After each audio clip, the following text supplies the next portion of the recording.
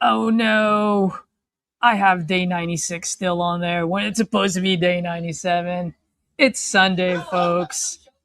I didn't prepare properly. It's not good.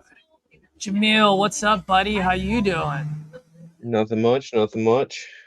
What day are you in now? I believe 56, if I'm not mistaken. 56, my man. How does it feel, bro? It's something. We're making it happen though, day after Ah, day. let's go, dude. Well, I decided since people are always saying they want to hop on, they want to hop on.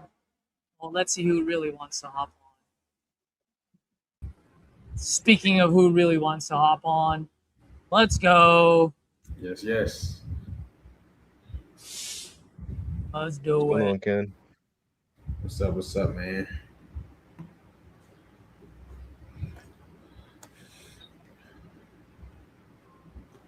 Just I need to fix my background. Not happy with my mistake. so far today, I sent out. I just ordered a lockbox to be sent same day for someone out in Pittsburgh. Uh huh. I got pictures yesterday. She's supposed to lockbox at the same time, but she didn't. I texted her about it. She said, "Yeah, okay, never did." So then I texted her again, like, "Hey, if it's just a matter of you needing a lockbox, I'll go ahead and order one. Just tell me where to send it." So she sent me the address. All right, I did it the same day. Let's get this thing going. Matt Levin's going to dispo that one. I'm gonna call this guy Mm-hmm. that that uh that Julius completely just fucked up on last time yesterday.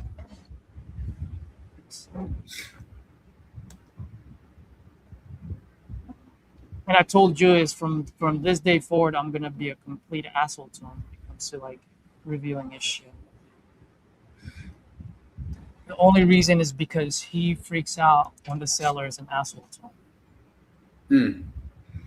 All right, we'll get you used to So, that. all right, since you can't handle pressure, I'm gonna put a whole lot of pressure on you moving forward. Mm-hmm. Mm-hmm. At least with my pressure, you don't lose money. Right. You might lose a little bit of dignity, but But you'll get that back in the lessons learned. exactly, exactly, dude. This guy just got him so good yesterday.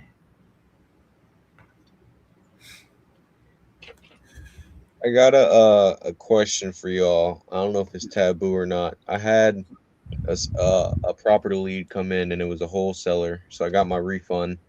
But she sent me over pictures and I was like, I can see if I can help you move it. And then she emailed me pictures. I was like, hey, I'll take a look at this. And she said it fell out of contract. Would it be taboo for me to skip trace that address and try to find the owner? No, I why don't don't you think the just owner tell even them? knew that they were. No, no, you're overthinking it. You go I do tell that all that. the time. Yeah, you tell that. Just tell that wholesaler, hey, look, give me the owner's information. I'll lock this up. I'll give you a referral fee. I'll give you like 10%. It's a dead lead, dead deal for her. So any dollar you send her way is better than no deal, than no dollar. All right, I'll do exactly that. Yeah. Now, however, what was Uh that? huh. No, no, go ahead. That the person that filled out the form was trying to dispo it for the person that actually had it under contract. So Oh damn. now, yeah, it was Also, it's like a a daisy daisy chain, chain. daisy chain, daisy chain, because it's in Oregon too. So I was gonna go to Garen. So it was gonna be, Oh fuck. Nah, bro. yeah, No, Nah, bro. just tell her, look, give me the information. I'll No, give I would you just guys skip the trace it. I I'll wouldn't give even, you I guys wouldn't the go through them referral. at this point. Oh, because he's a daisy chain. Yeah, yeah, yeah, Yeah, yeah. I just skip trace it. And you're not stealing anything. It already is It already expired. fell out of yeah, fell out. So I would just go straight to the seller because now you're gonna have to pay the guy who bought it to him, you, Karen. Like what are we talking about here? 100K fee? yeah. Yep. Or 20K fee? That's is that I mean, who knows? But yeah. What if Hello, they were even locked up too high? Lee, you there? I would start from scratch as if you didn't know it was previously locked up. Ask her if she's spoken to any other investors or run it from the top. Why didn't it sell? Same shit. Still your process.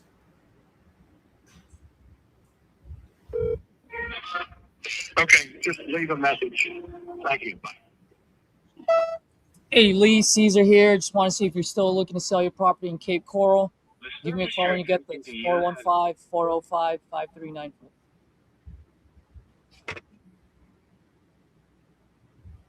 Hi, if you record your name and reason for calling, I'll see if this person is available. Mark, I'm buying your house.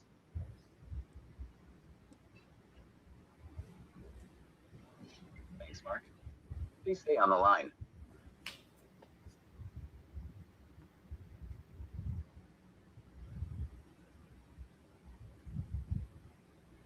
Dallas, yesterday, dude, we had two great calls with what's her name? Stephanie. Bain? Huh? Yeah. Stephanie Bain? Yep. So Sorry, sick. This person is not available. I gotta go back and watch it. You gotta watch it, To dude. record Yesterday, your name and reason for call. you gotta watch yesterday's episode. Even the ones with Angela in it too. You know what day was that? Huh? Do you know what day that was? I sporadically kind of watch them, but when I do, I'm watching the whole episode though. You know what I'm saying? Yeah, I can't remember exactly which one was Angela. But it was this week though. No, it was like last week, I think. Okay. Oh, she was on this week too. She was on a couple of days ago. Okay. Dude, it's so funny. She thought she muted the seller. Mm-hmm. She's like, seller, can you hear me? Seller, can you hear me? And the seller was just like, he was smart, so he didn't say anything. And she started talking to us. And then she called. She's like, dude, I got the pictures. This place is trash. And the seller just fucking blew a gasket, dude. Oh, what do you say? She's like, what? My place is not trash. Blah, blah, blah, blah. Oh man, that's like worst fear, you know? Oh, dude, she was sweating bullets, everything. I'm like, it's all right. Don't worry about it. Oh, yeah, they can't come through the phone. I'm like, who cares? Like, we'll pick it up for you. Yeah.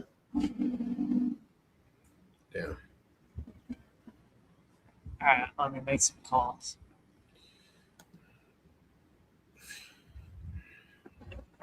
I'm outside, so hopefully you guys can hear. We can hear you pretty good. We'll see how their audio comes through. I'm gonna start dialing too. Yeah. Hey, buddy. Thanks, Mark. Please stay on the line. But you know why I loved yesterday's calls with Hello? Stephanie? Hey, Active for contact. hey, Vicky, it's Mark. I think you spoke with my team a while back about selling a property over on Clascanine Ave. Just want to know if you're still selling that.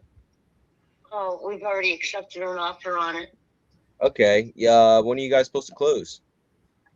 The end of August, I think. End of August. All right. Are they treating you right So far. so far? So far. All right. Well, I mean, hopefully they can get it done for you. What I'll do then is I'll reach back out to you toward the end of August and just making sure that they're still communicating and everything like that. They already got their process started, done their walkthroughs, everything like that, or? Oh, no. We're kind of at the beginning of it. But yeah, go ahead and give me a call back at the end of August. And if it falls through, then we can talk. All righty. All right. Thank you, Mark. Thank you. Bye-bye. Bye. I'm wondering how many other forms that wholesaler had filled out. Yeah. Because I got a feeling somebody else had done what I had already done. Yeah. And that's who they're now under contract with. Yeah. Now, when you get those, at least like if they're already in a contract with somebody, I'll still ask, hey, by the way, real quick, how much are you looking to get for? You know, not even so much how much are they locked up for, because sometimes it's not your business. But by the way, how much are you looking to get for? You know, at least that way you can start putting them in at least half of the bucket. Oh, they're asking retail. Fuck it, not even work. You know what I'm saying? Versus good price. Yeah.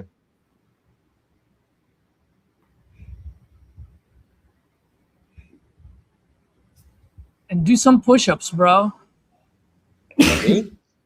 Yeah, get your fucking energy up. Bro, I would have been All right. like, congratulations, that's awesome, man. You already got it on the contract. Shit. Too slow today. All right. Let me. I mean, you did good. Don't this get one me what's wrong. going. It's not like you did bad. I'm just saying. Get some energy up going. Let me put this in my calendar real quick.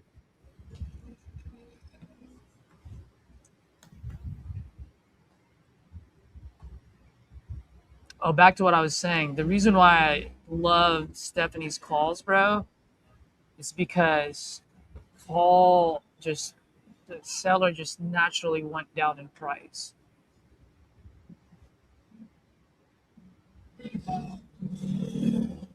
So good.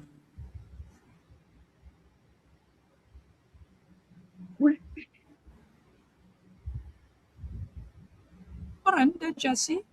Let me call Brenda.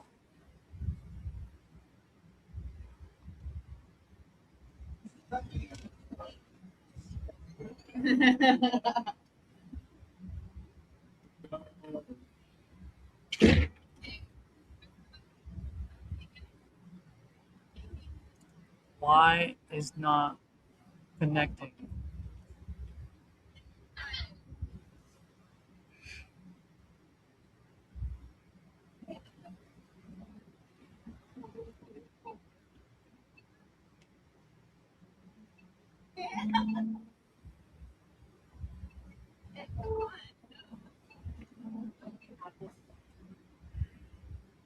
All right, fuck this. I'm calling her out of my cell.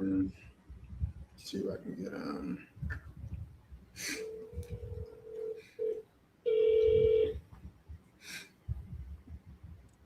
Dallas, if I get on this call, I'm gonna have to mute you. Okay. Calling out of my cell. I won't be able to record it.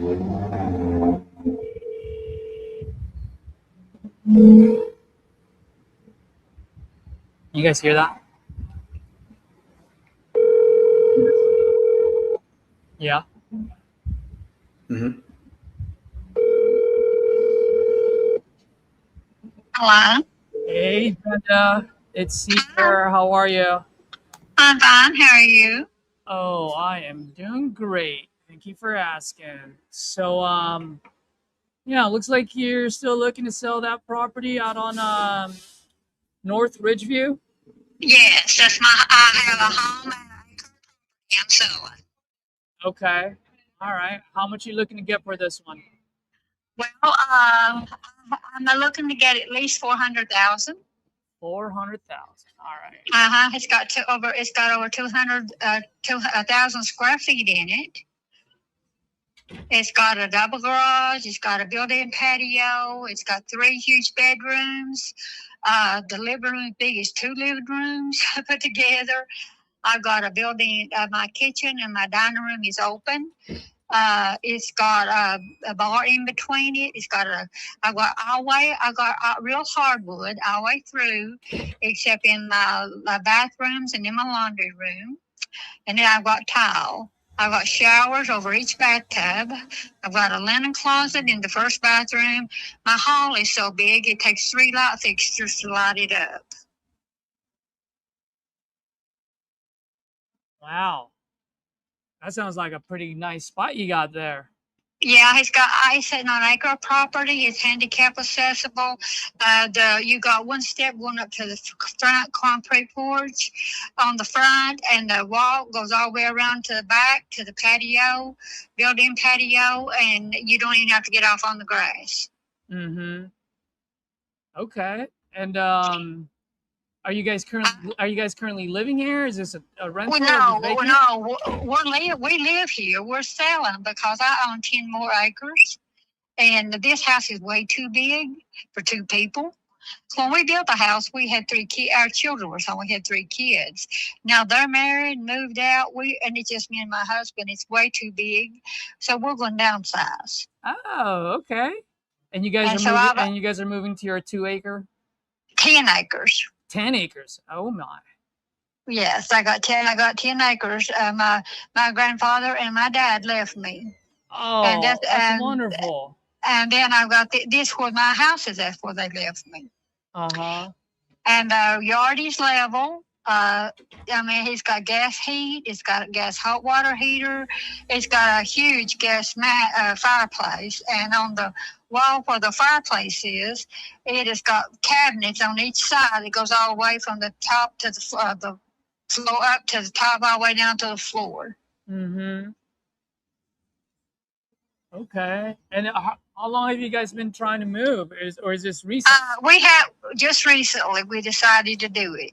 Oh, if you don't mind me asking, what got you guys thinking of moving recently? What changed now? Because we got too much. I'm working full time, and it's hard. I'm a social worker at a hospital. I work a lot of long hours, and it's hard to keep a house up this big when you're working. Yeah, absolutely. And only that there's not at all anything at all wrong with the home. He's ready to move into. The only thing I said was, I know how women are. They may not like the color of the walls, and they may want to change the colors. They may want to repaint. But other than that, that's the only thing would need to be done. Absolutely. Okay. Well, it sounds like it's in a good spot. I mean, if you don't mind me asking, any reason why maybe you haven't put it up on a market yet so you can get maximum value? Well, I will tell you the reason I didn't put it on the market, and I haven't yet, and I may have to end up doing that. But I don't know when with me working, it would be hard for me to be home, and I would want to be here before, make sure everything's. When I get ready to go work in the morning, I don't want my clothes laying on the bed or something like that, and someone come in and see it. I gotcha. Okay. And do you folks own this outright, or do you guys still owe any money on this? We still have a mortgage. Okay. And if you don't mind me asking, how much mortgage you guys owe? I'm not sure. I think it's around 140-something thousand. 140,000. Somewhere around there, right? Okay. Right. All right. And well, let me ask you this. I mean, obviously, whether I buy it or someone else, that will get paid first, right? The 140. Right. And so, I've got two mortgages. I've got two mortgages on it. So the other mortgage is 20-something. It's just a little over 20,000. So you owe about 160 around here. Is that right? Somewhere around that area, maybe a little bit less. Okay. Well, let me ask you. I mean, if we do something here, and I pay off that mortgage, right? I pay off that debt, that 140, 160. I mean, how much money do you guys need in your pocket to walk away and get onto that 10-acre land of yours? I would need at least 150 to 175,000. 150, 175. All right. Any significant? And I have pictures of the house inside and out. If you wanted me to text them to you or email them to you, I could send you pictures and show you there's nothing wrong with the house. Okay. And so let me ask you this, because I'm just trying to look at the market here, and so I'm trying to figure out what I can do here. And so you probably know the market better than anyone, since you folks have been living there for a while now. Right. But let's say I do buy this, and let's say I do the painting, all the things that other women don't want, right? They may have their own style. Get it started to 2026. How much do you think I can resell this for? Oh my gosh, you could get at least 450,000, no doubt. Okay. Because houses are bringing a lot in. My niece just sold her home.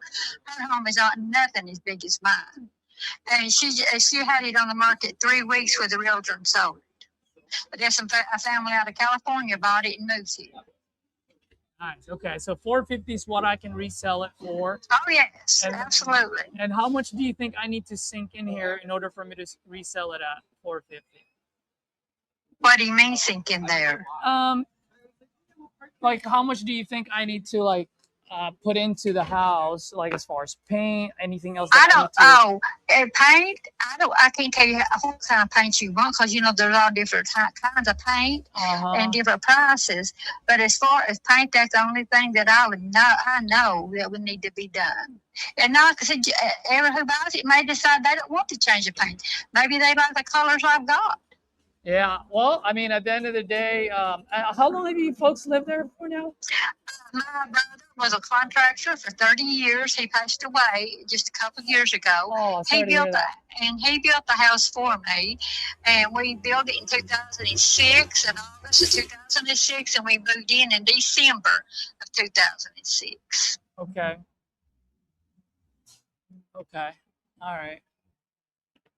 So let me ask you this. I mean, if I can somehow make this work where I pay off the 160 that you guys owe plus put in another, like you said, 150, 175 in your pocket. Is that something that will put you guys in a better position to get you guys to the to that 10 acres? Oh, yes. Okay. And is there anyone else on title besides you? Is it your No, husband? just me and my husband, though. Just you and your husband? Okay. And Mhm. if we do agree on a price and a timeline today, is this something that you guys would at least be willing and able to move forward with so we can get the ball rolling? Oh, yeah, I don't think there'd be a problem with that. Okay. Because we talked it over, and like I said, we've got way too much house for two people. I mean, they could be a family of 5 live here. Mm-hmm. And it's just too much for us because and like I said, it's a big brick rancher. It's sitting on an acre of property, and there's nothing wrong with the house. Like I said, in case also I meant to tell you, we have got that fancy trim work all the way through. Over the doorways, all over, even in the at the ceiling. My brother decided if you ever want to sell, this will make it bring more. So he put that expensive trim all the way through it. Okay. Okay. All right. Well, let me see here. Trying to figure this whole thing out here. And so let me ask you this. If we were to do something here, like what would be the ideal timeline and ideal solution for you folks? We would like to have it sold and be out in 3 months. All right. So we're looking at a 90-day close. Is that yes. right? Okay. Right. All right. And then on the closing date, you folks would be able to deliver this vacant? Yes. Okay. And then if we don't have ours ready, we'll move somewhere else. Okay. Okay. And then so how it typically works. And by the way, I'm here to offer you guys flexibility and convenience.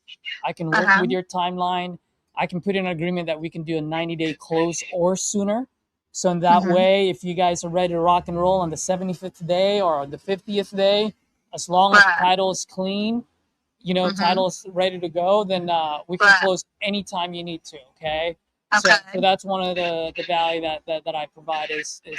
Let me ask you this: Are you buying the house to resell, or you want to move into the house? Oh, I'm definitely not moving in there.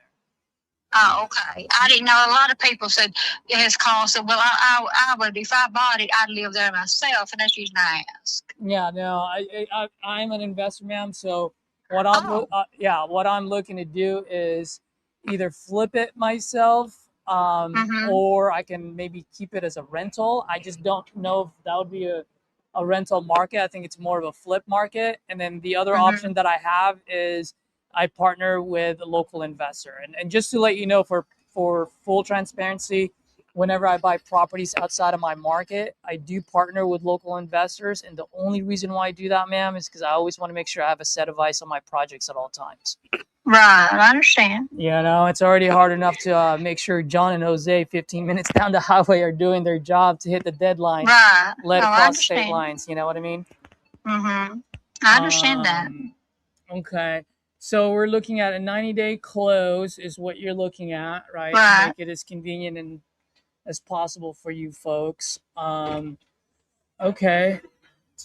And is there anything else that I need to worry? I know you said there's nothing to worry about. Anything else? No. Like once I do have my guys walk there, like anything that can pop up that I need to be aware of? No, I know that I'm aware of. If they are, I don't know it. And like I said, we have got it's on the patio. We got a built-in patio, and we got 2 big ceiling fans on it, on the porch, on the patio. Okay. And let's see. And you said you guys want to move out of there as quickly as possible. We would like to be moved. We would like to have at least 3 months, because that 3 way, months, yeah. because I would have to, where I'm going to be, where I'm going to build on my property, I would have to have grade work done, and I would have to have work done to get ready to build a house or get a double wide or whatever I choose to do. I would have to have time to get it done in. Okay, all right. So let me ask you this. So then you owe 140 to 160. Let's just say 160 is how much you guys owe. I owe at least, I know I owe 100 on the first mortgage. I'm thinking it's 142,000 is what I'm thinking. 142,000. But I got a second mortgage. Okay. And my second mortgage is, I think it's just a little over 20,000. Okay. So you're looking at 162 there. Right. Okay. And I would have to have 175 extra in order to sell it.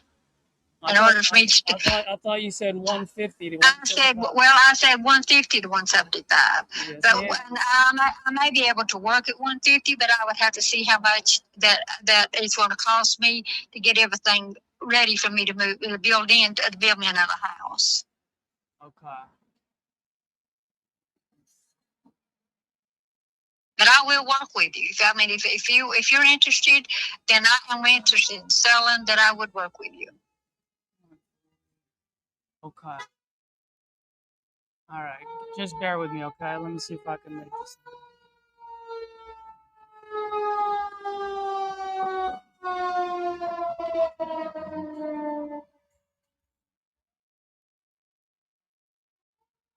Just bear with me for a second, okay? Sure, I'm fine.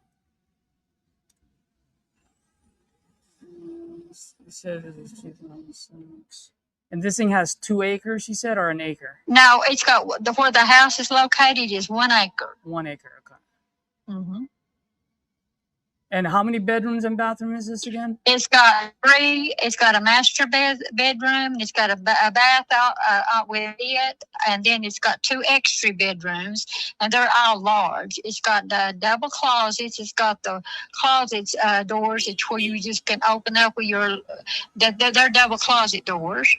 It's got 2 full baths. It's got showers over each bathtub. And in the first bathroom, it's got a linen closet.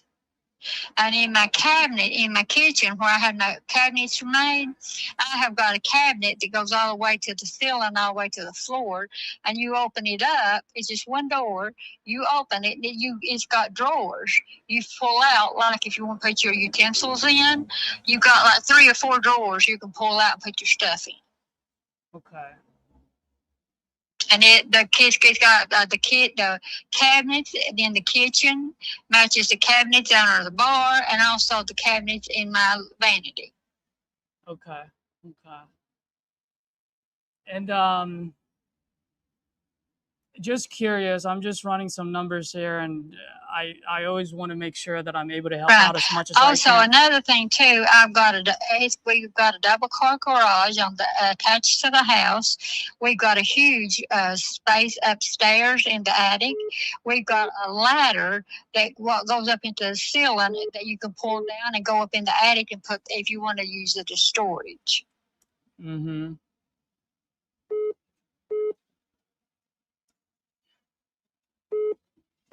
Okay. Ma'am, you are a great salesperson, by the way. I'll tell you that much. You sure you don't want to do real estate? No, I'd rather be a social worker for the medical. I work in a hospital. Well, I'll tell you, you're a talker. I think you're better than me. Dude. Now, well, I just know what I got, and I'm an honest person, and I'm not going to mislead no one. Yes, ma'am. And I'm the same way. I love helping people as much as I absolutely can. And it's just on that note, I also just got to be able to at least keep the lights on, just be fair to my business, right. you know? And I'm not trying to hit a home run. I just want to be able to, like I said, keep the lights on and get to first base. If I can do both of those and put someone like yourself in a better position, like those are the type of deals that I absolutely love to talk about. Right. Mm-hmm. And also we have gas heat. We've got a gas hot water heater, and we have gas fireplace. Mm-hmm. Okay. So here's how I'm looking at it, if you don't mind. And you know, you've been open with me, and I'd like to be as transparent as possible, and just level with you, so at least you know where I'm coming from, and hopefully we can make something happen. If not, no harm, no foul. I've had a pleasure of speaking with you on this mighty fine Sunday. Okay. I'm just waiting for this Harley Davidson to pass by, because I don't know if you can hear me. It's pretty loud. Well, I first thought I heard a siren. Yeah. But you know, it's a beautiful day right now, so I'm just enjoying the day outside instead of being inside the office. You know, sometimes you got to catch that fresh air. Oh, yes.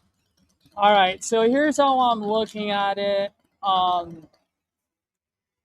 So I'm just looking at like what's sold in the area, and for a 3-bedroom, 2-bathroom, I mean, you're not far off from that 450. My only concern is that I see a few 5-bedroom, 2-bathroom house that actually sold for 450. So if you don't mind, I'd like to just to play a little safe, not too conservative, but just safe enough where it gives me a little bit of cushion. You know what I mean? So how I'm looking at it really is, I'm looking at my resale value here would be about 430. Okay. Do you feel like that's pretty fair, or do you feel like I'm being unfair? No, I don't. I think you can get more than that. All right. So let's meet in the middle. Let's say I can sell it for 440. How's that? I would say 440 at least. All right, let's do that. And then I'm just looking online. It looks like you guys have about a 1,450 square feet house. Who, mine? Yours. No, they made a mistake. Oh. And I'm going to have to get the tax assessor back over here. We got over 2,000 square feet in our house. Oh, and geez. Zilla has got it as 1,400 and something. Yeah. So and what I is said, it? that's wrong. And so I've got to get in touch with my tax assessor and have him come over here and measure it. And he'll see I got over 2,000 square feet. I don't have 1,400. Okay, so you have over 2,000 square feet. Okay. Yes. So which is totally fine. So let's just say you have 2,000 square feet, and I'm doing you a favor because I'm putting 2,000 instead of more than 2,000. Okay. Okay. So usually when I do this, especially when I'm on the phone, I'm always looking at it just based on square footage, because I do a lot of properties all across the nation. And so just and the way you describe the property to me, it's more of like a light to medium rehab, right? We're talking about cosmetics, paint. Maybe if you have any carpeted floors, I'll rip that out and we don't have carpet. Wonderful. We just got hardwood all the way through except tile in the bathrooms and laundry room. Wonderful. So I'm looking at just not carpet. I'm looking at painting, maybe kitchen countertops, bathrooms, really just to make it look 2026. Really, you don't even have there's nothing at all wrong with the countertops. I'm pretty sure there's nothing wrong with it, ma'am. But at the end of the day, I have to cater to my audience, right? Because I'm not moving there. I'm selling it, so I gotta cater.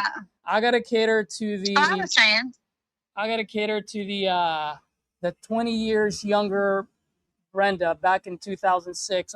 You know what I mean? Like a newlywed couple, a growing family, where, you know, houses nowadays are very expensive, and so when people buy their house, they just want to make sure they have a new house, new feel, new look to it.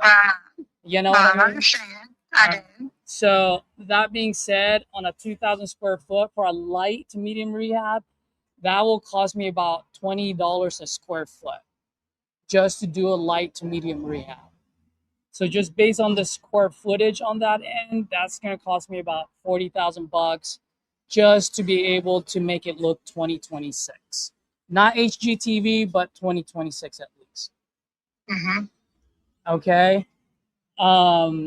So on that note, I just got to do the math backwards, where I go 440 minus the 40,000 minus my business expenses, which I'm not going to bore you with all of them, but these are just closing cost times 2, because I will be paying the closing costs when I buy it, plus the cost of holding the property until I sell it, right? And so what I can do here is I can probably I'll pay that all 162 that you're talking about. And then I said 162. I think it's somewhere in that area. And he may be just a little bit more, but I don't think so. Yeah. So, I mean, if it's a couple of thousand here and there, like I'm not gonna I'm not gonna Right. nickel and dime you, right? So let's just say Okay. 162. I can probably put around about 130 in your pocket. Yeah, I don't think I can take that. Hmm. Because that's just 292,000. Yeah. And by the way, just to let you know, I mean, just if I'm not saying you would, but if for some reason I get lucky and I get this at 292, I just want Yeah. to understand, like, after my repairs and all my business expense, my all-in number there is about 400, and it jumps up to 410 just for me to be able to resell it for about 430, between 430 to 450. You know what I mean? Right. So like I said earlier, I'm not trying to hit a home run. I just want to put you guys in a better Right. position, but also at the same time keep my lights on here. So Yeah. let me ask you this. I mean, if 292 is too low for you, I mean, what's a magic number between 130,000 in your pocket and 150 in your pocket? Hold on just a second. I've got my pencil here. Let me do some figuring. Sure.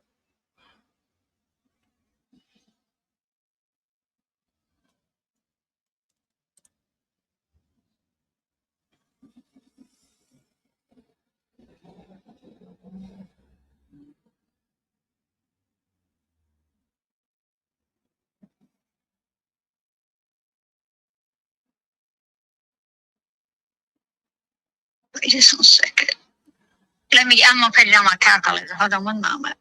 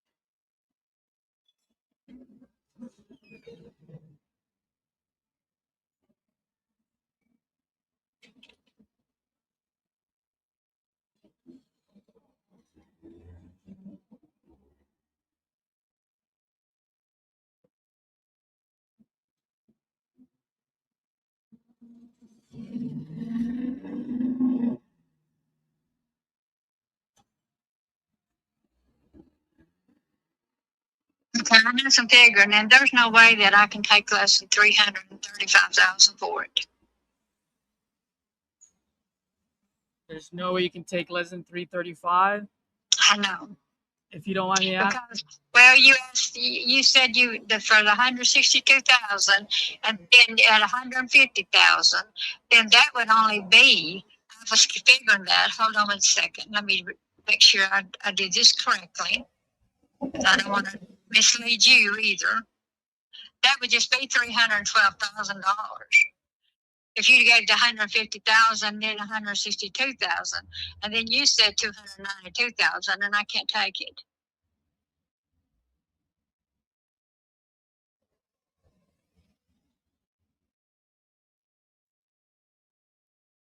If you don't mind me asking, what's the significance of that 150? Well, you said we would talk. I said I would take.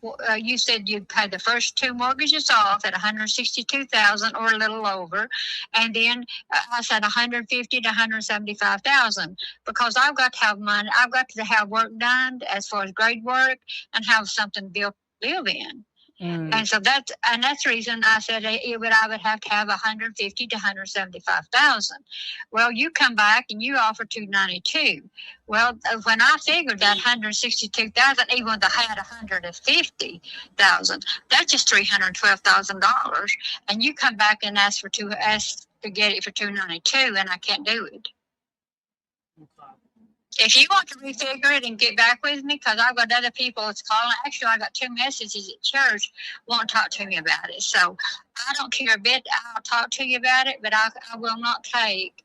I won't take no 292,000 for it. Okay.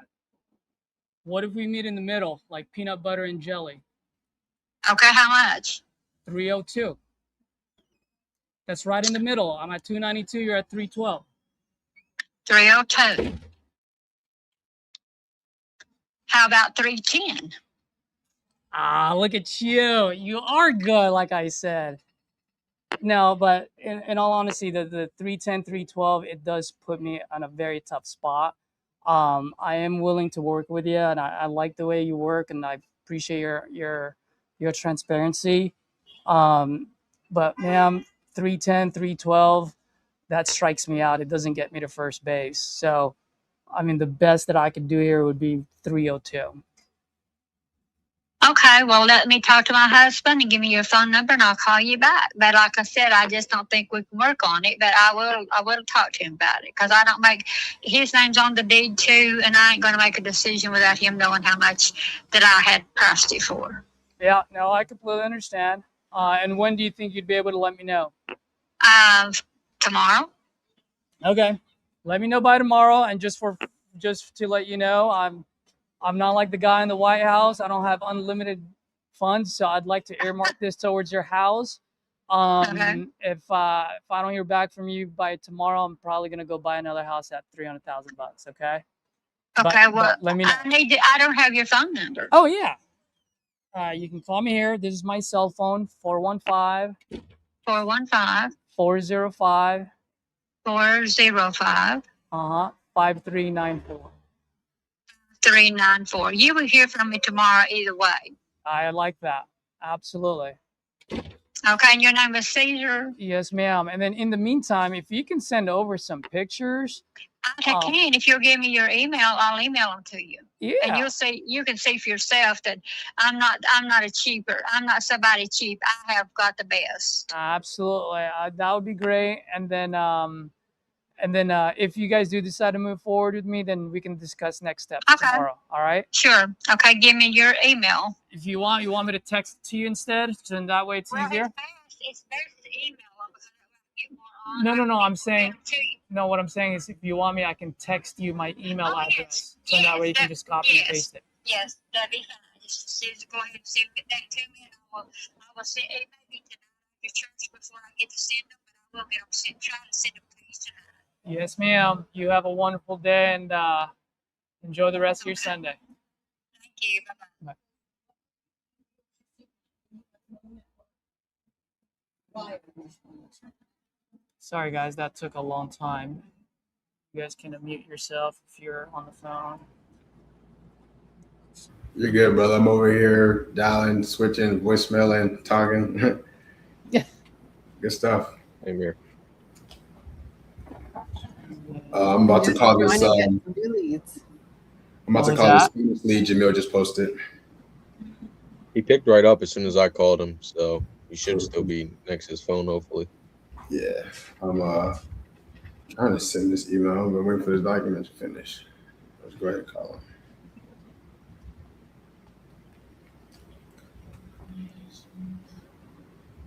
So, what's the learning lesson from that call, you viewers out there? First number is always a fuck off number. Where'd she start? Where'd you end? She started at 400,000.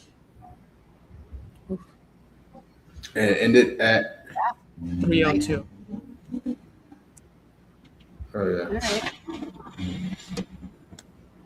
One thing that a lot of folks don't do as well is like they ask how much they owe, and then they don't do the follow through question of how much walk away would you like. Mm-hmm. Like a lot of times the true number comes out there. Mm-hmm. Like she just said, like she owes 160 and she wants 150 to 175. So right off the bat, that's 310 to 335. And so one thing that I want to connect the dots for you folks as well, and not so much for you three because you guys already know, but for the people that are watching, I no longer have to split 300 or 290 to 400,000. I'm only splitting 290 to 335. That's what a lot of people don't understand, or the mind doesn't go there. So when you have that pit in your stomach, you're like, oh my gosh, how am I going to offer 290 when she's asking for 400? No, dickwad, she's not asking for 400. She's asking for 335. Right? 160 plus 175 is 335. So now I just have to split between 290 to 3. That's only a $45,000 difference, guys. And it's not 110,000. You know, and so sometimes people just don't do the math in their head, both on the seller and the wholesaler side. You know, Cephas, you got a question? Is there a reason you mentioned the price per square foot for? No, man, I just felt like it. I flow, man. I just flow. I don't really have. I don't care if I go point A to point B to point C, as long as I have my guidelines, which is like the king closer formula. Anything in between, I'm flowing. So whatever comes out of my mouth comes out of my mouth. Thank you for calling. I'm away from my. And that lady's a sales person, dude. She was selling hard. Thank you for calling. Thank you for calling. I'm away from my phone at this.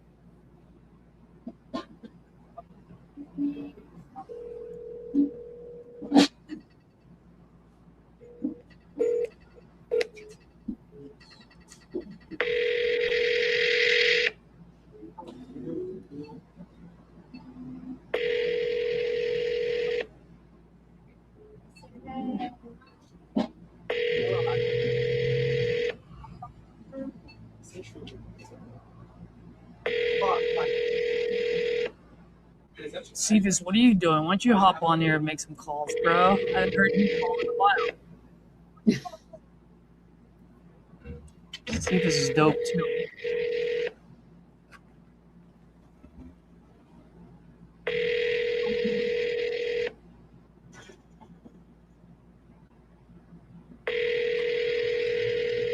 Oh, we're gonna call Lee. Wish me luck with Lee. This is the guy that what's his name? Julia screwed up on big time. Your call has been forwarded to voicemail. Woohoo. The person. Your call has been forwarded to voicemail. He was rough with Julius. Yeah. Yeah. Let's see if he's gonna be rough with me.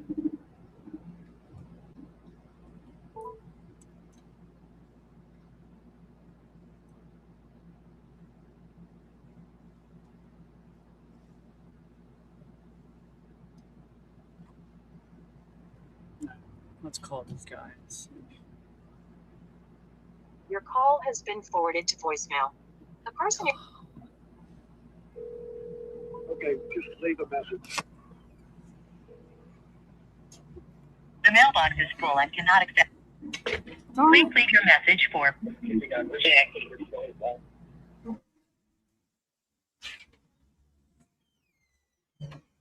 Your call has been forwarded to voicemail. The person you're trying to reach is not available. At the tone.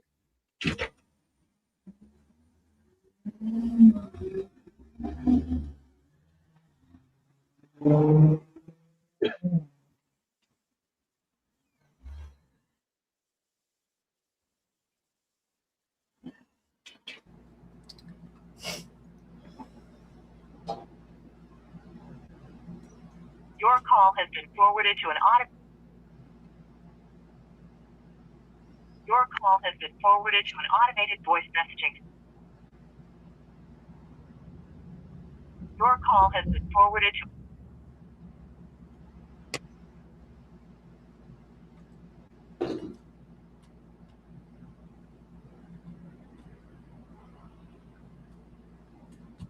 Telephone.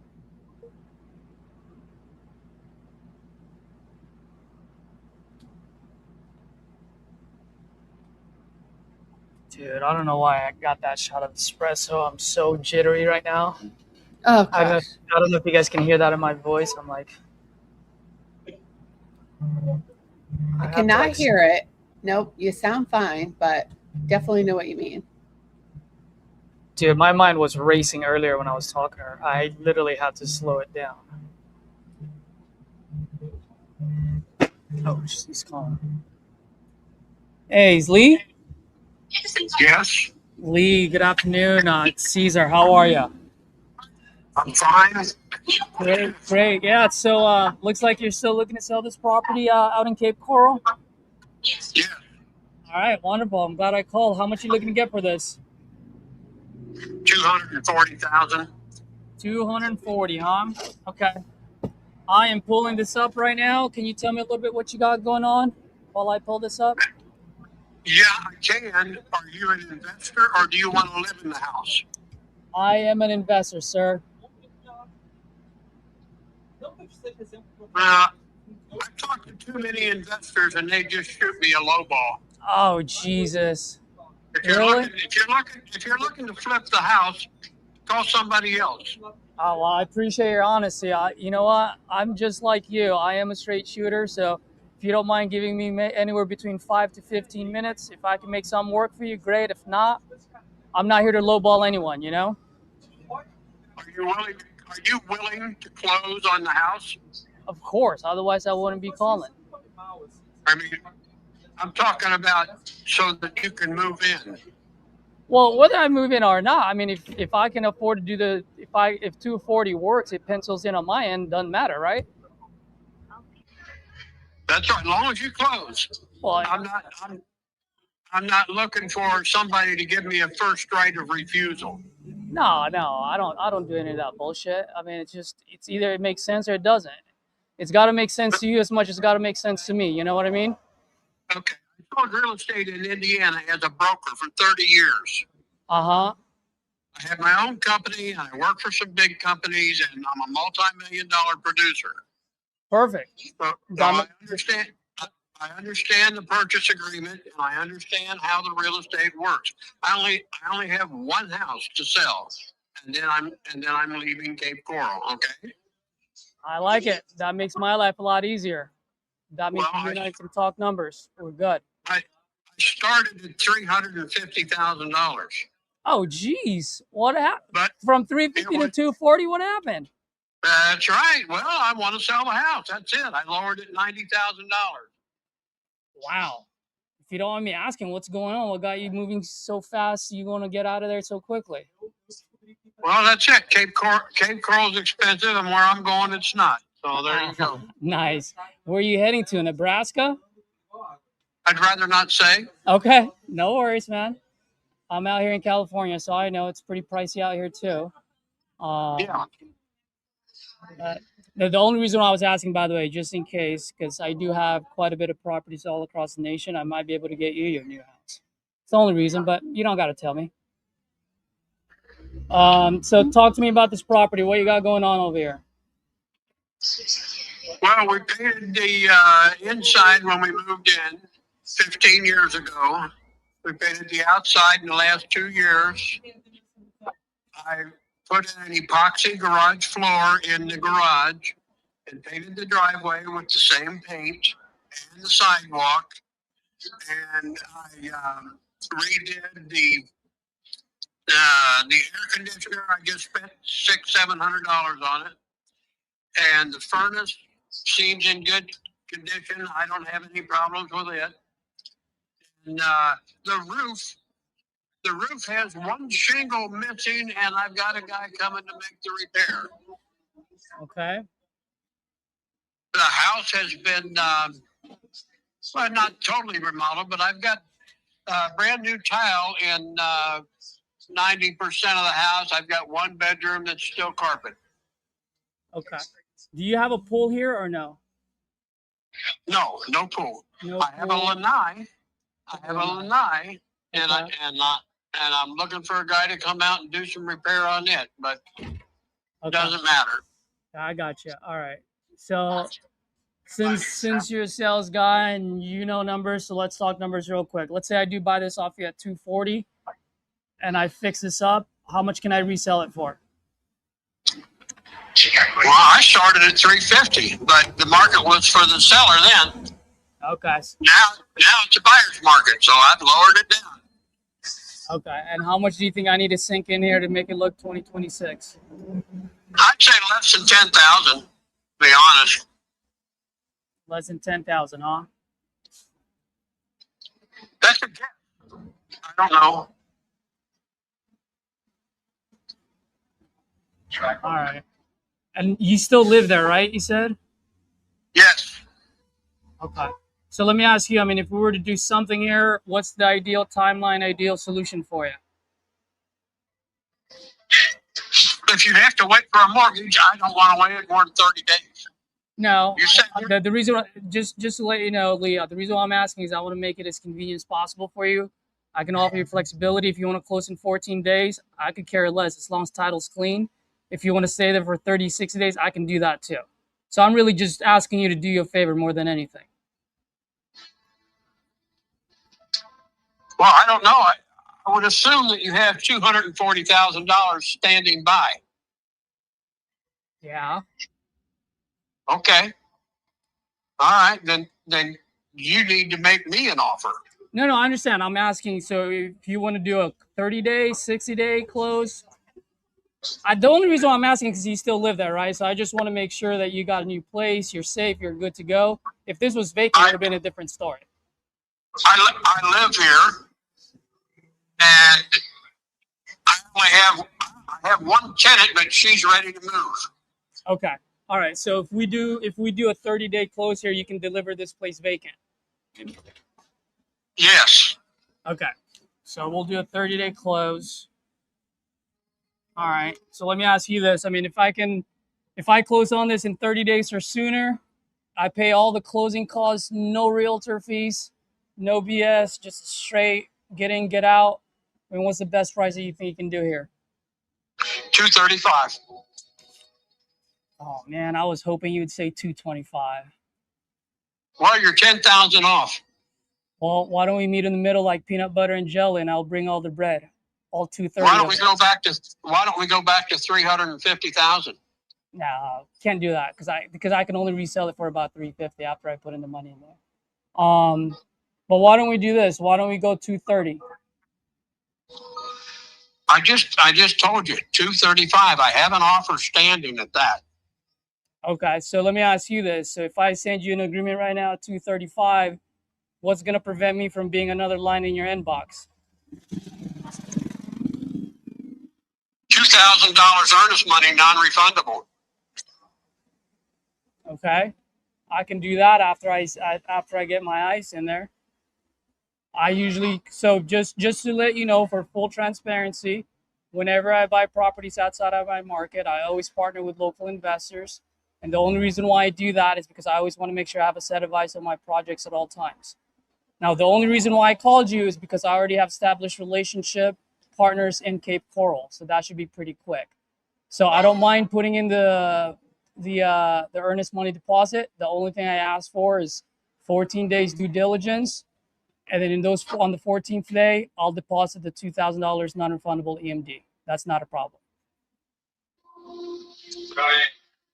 So I have to wait 14 days for you to make an earnest money deposit? Yeah, the only reason is because, look, if I was there, I'd deposit tomorrow. I could care less. But because I do partner with my investors and I have to get contractors out there to just make sure everything checks out, I don't control their calendar, so all I ask for is 2 weekends.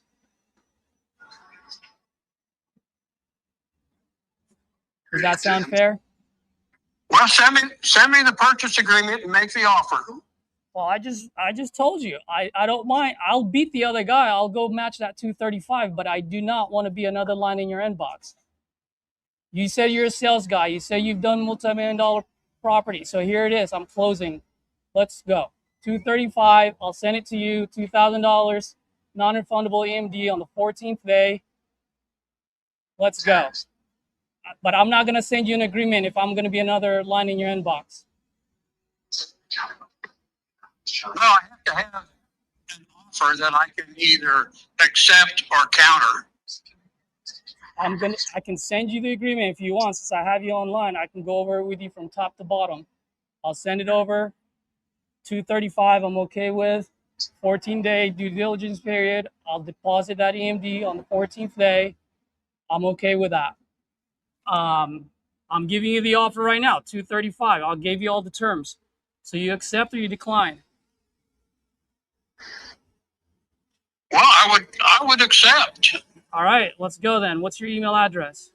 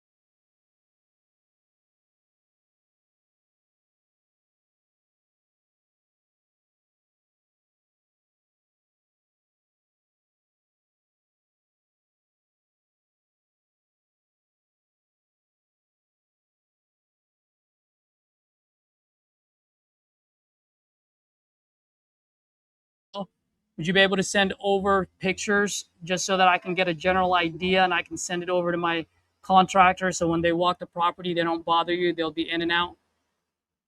I should have pictures on Zillow and How old are those pictures? and Facebook. I'm on Facebook marketing and Zillow. Are you marketing this on Facebook? I'm on Facebook marketing. There's no charge for that. How long have you had it on Facebook for? It should be on there. If it's not, I don't know why. Okay. And you say, so the pictures that's on Zillow are the most current pictures? It represents its current condition? Yes. Okay, that's good to know. All right, let me see. It is quite empty. Are you sure you're hearing your tenant? Am I hearing my what? No, I'm saying it looks pretty empty. Are you sure you and your tenant are still there? Yes. All right. She's sleeping. I'm watching television. What you watching? I'm watching a Australian police movie. Really? Yeah. It's in English. I like English. Nice. What is it called? It's called Rush. R-U-S-H. Oh, Rush. Yeah, I know what that is. Okay. You know what I used to watch when I was a kid with my grandpa? I have no idea. Knight Rider. That was a cool. Oh, yeah. That was a cool show. Yeah, I've seen it. I like it. Yeah, Knight Rider, and my grandpa used to watch Knight Rider and Highlander. There can only be one. Well, you can send that purchase agreement over. I'll get a look at it and show it to my wife. She'll be in tomorrow morning. All right. When do you think you guys will be able to sign it? By tomorrow? I don't know. It depends on what it says. Send it off. We'll get a look at it. I know. I'm going to send it off, but I'm also going to put an expiration date on it by tomorrow night. All right? That's fine. If you guys sign it, you sign it. We're good to go. If you don't, I'm buying another house. Cool? That's fine. All right, Lee. You have a nice day. Okay. Same to you. Thanks. Dick what? Let's see. Wait, is this guy on my CRM already? Yeah, he is. The heck?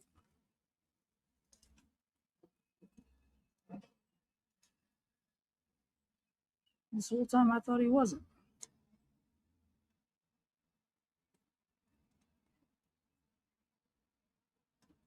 We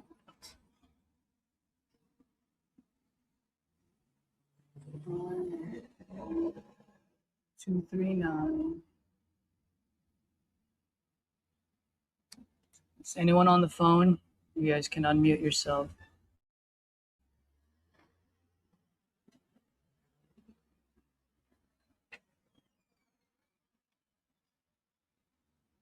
They'll leave voicemails.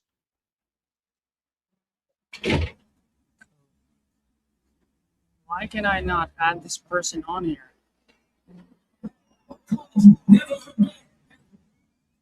Please leave your message.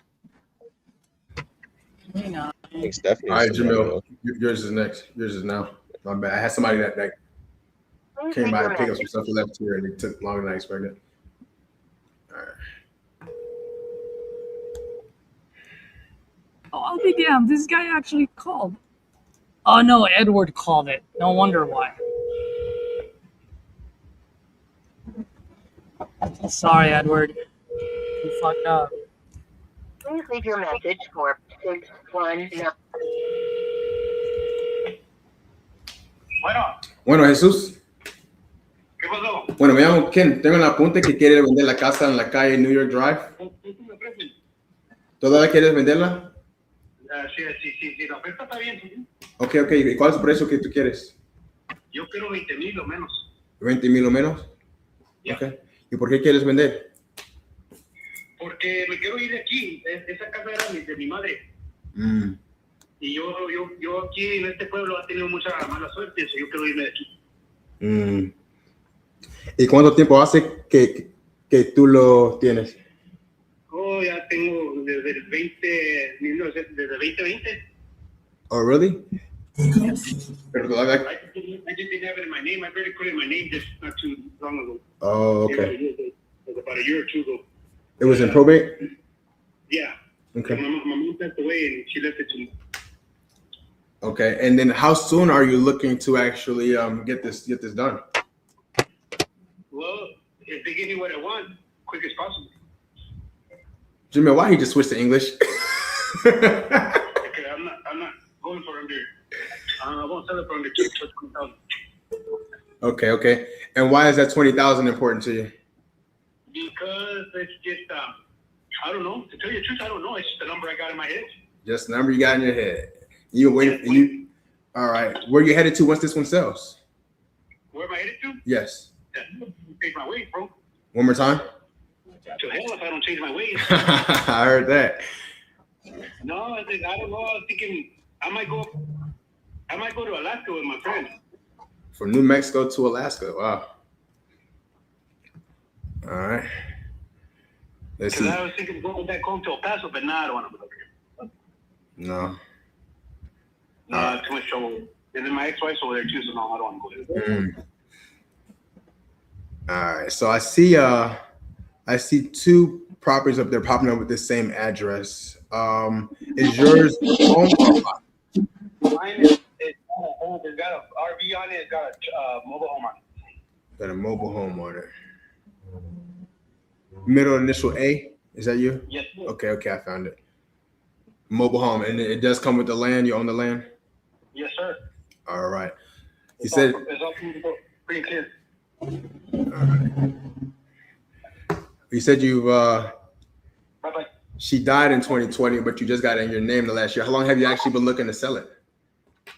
No, just barely, bro. Because people are.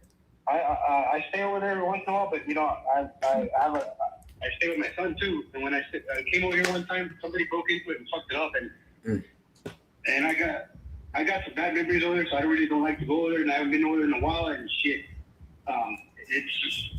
It's a lot of work to get it back to a lot of work, too much work for me by myself. Yeah.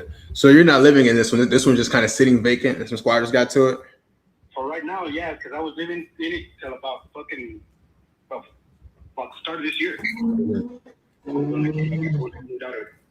All right. Well, I'll tell you what. This one, I do see it was not only is it a mobile home, it's also built so long ago that it's gonna be tough to get financing on these. You know, that's probably what you're running into with these with other investors.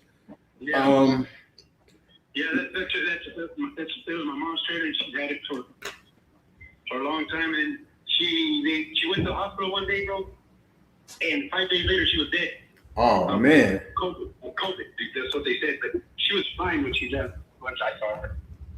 Oh, I'm sorry to hear that. 5 days later she was dead. Yeah, that's kind of. I still can't get over that right now. Yeah, I would imagine so. Sorry to hear that. Yeah, it just kind of sucks. Because also, my ex-wife used to live with me there, and I just don't want no part of her anymore. Well, let me out. I mean, maybe I can help you out in a different way. All right. You said you have another house that you're actually living in. Do you need to sell that one as well before you go to Alaska? No, sir. The one I'm living in is one of those tiny homes. Uh-huh. I got me a little tiny home, and it's on my son's property. So I'm just gonna leave it here, and he can use it as whatever he needs to use it as. Yeah. Okay. So I want to help you out. Like I said, as an investor, it is a little bit tough with them being built this far back. But what Because see, what I'm planning to do too. If I sell it, then I'll sell it. If I can get it sold for what I want, I'll sell it. But if not, what I'm planning to do is eventually I'm gonna go in there with a skid loader and I'm gonna clean the place up. Mm-hmm. But I need to for that I need to rent a skid loader and I need to rent a roll-off dumpster. Mm-hmm. And then I'll fucking clean it up. And then what I was gonna do is put a couple of tiny homes in the back and rent them out as Airbnbs. Mm-hmm. That's what I was gonna do. But man, So we pretty much will be paying for the lot, you know. So yeah. how much are the lots going for in that area? I guess would be the real question. The lots going for in that area, I think the taxes have them at about 20,000. Taxes are about 20,000. All right. So if is that what you're looking, and that's what you're looking to get for it. So if you're looking to get the market value for it, honestly, the best route to go would be with the realtor, because that's what they're selling for on market. You know, so you're probably end up walking away with 15,000 or so, give or take. Yeah, that's what I'm gonna come to. Now, if I can't get the 20,000, I have 20,000. Okay. Understood. Well, yeah. With us being investors, we can't pay the market rate. We need to be somewhere for us to make a spread on it. You know what I mean? So if getting that 20 is the most important, then yeah, you might just have to. As soon as they put a double wide mobile home on it, the value goes up to 100,000. He did that. Mm-hmm. He did about maybe not even a quarter mile away up the street from where I live. Mm-hmm. And that's what he did. He put a double wide on his property, mm-hmm. and the fucking value shot up. His property's worth 100,000 now. Mm-hmm. How much did it cost him to get that double wide? That I don't know. I didn't have to. Yeah, I mean we're looking at, if we're looking at something new, we're looking at least 50 to 60,000. We still have to get the cost to move it there, land clearing costs. 50 to 60,000. Let's still put the property at 40,000. Correct. So if we put 60 to get the new trailer, we have to then we have to demolish the home that's there and prep the land.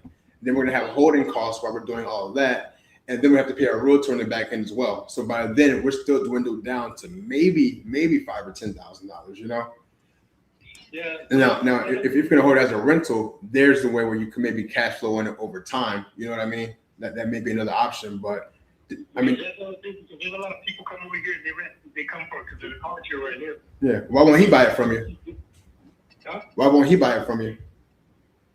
No. There's a lot of people that come. No, I'm saying your guy that just put the mobile home on it, the double wide on it, and sold it at 100,000. He's in the area. Why won't he buy this one from you? Because he doesn't have the money right now. He went big and he bought 2 big trucks, the semis. Okay. And you know what diesel is right now. Yeah. For sure. Right now. He's doing 20,000 a month just in gas. Yeah. So he's got two big trucks parked right now. Just he's doing nothing but paying insurance on it. Okay.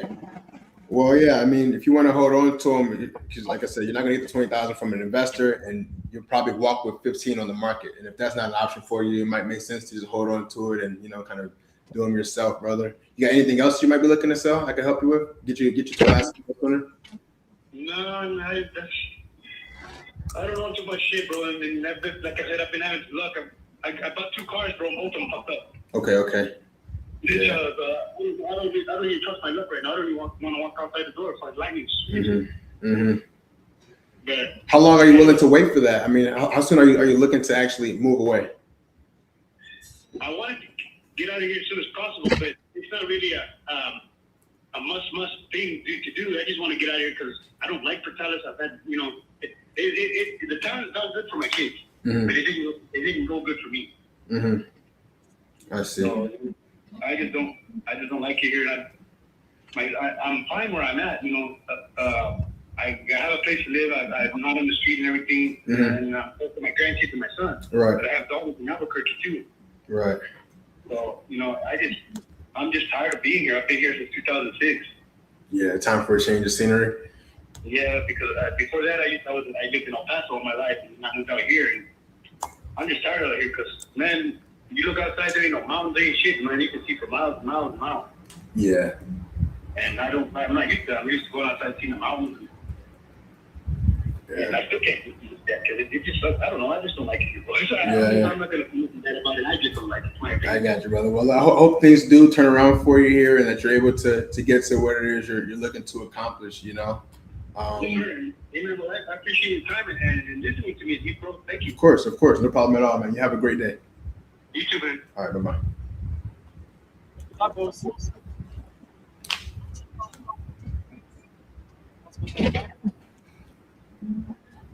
So it was just a filter. That's what you sitting there telling me. No reservation of Yeah. When he switched, I was like, okay.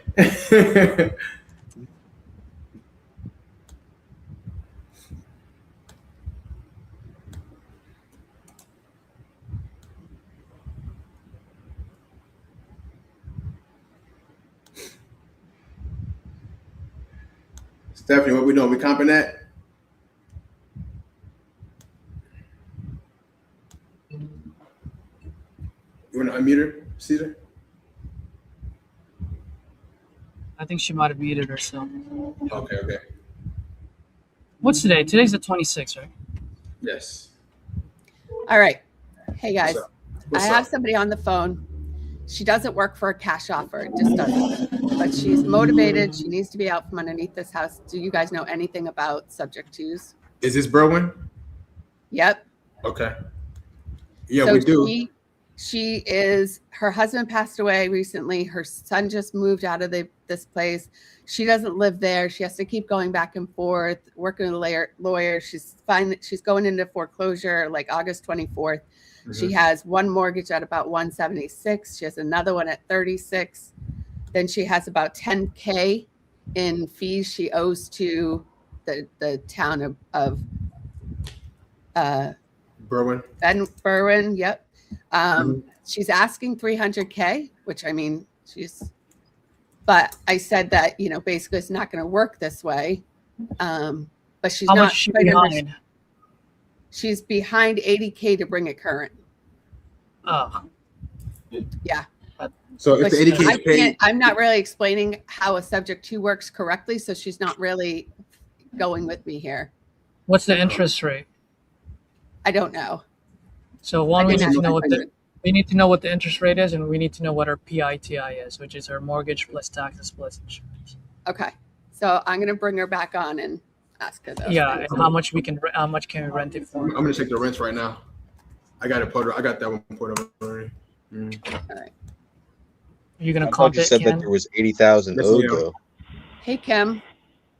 Yeah, no, I don't think. Okay. So I was just asking one of my friends here. So he was asking, what is the interest rate on your mortgage with the principal, interest, taxes? I think it's 4%.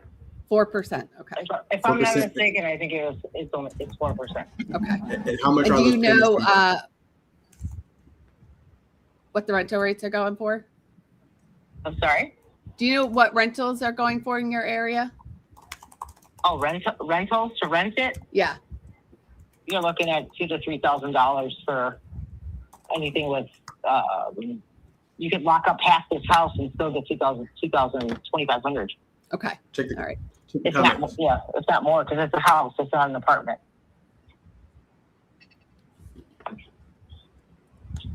And how much are you paying per month combined with both mortgages? What's your payment? That's 14. 1,400? Yeah. Okay. The other one is not a mortgage. The other one just somehow is secretly there. We're not paying on it because it's just something that gets paid off at the end of the loan. And I don't mean it like that, but that's kind of like it. That's why I didn't know about it, because it's something that's rolled into the loan afterwards. Okay. Do you understand that or no? Because I think originally it was a HUD mortgage, and the mortgage I have now is a conventional loan. So the 176 was a HUD originally? No, yeah, originally the 176. Mm-hmm.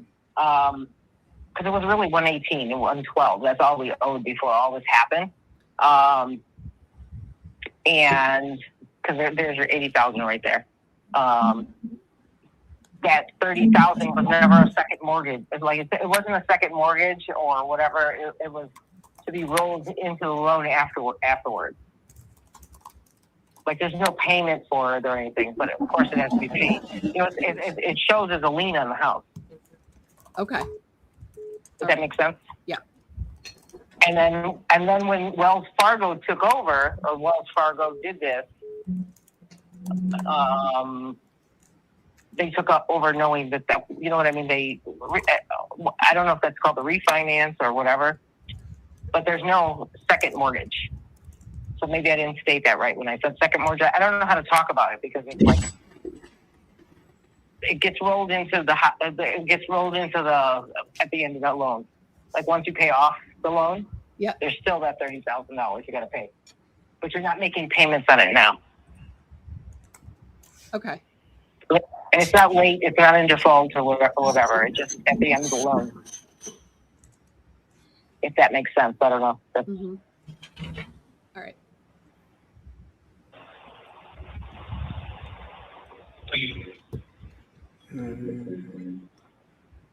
All right. So I'm wondering, I should probably bring somebody else in on this call, just because then they can talk about it better with you. I'm not as experienced with these subject twos as other people are. Yeah.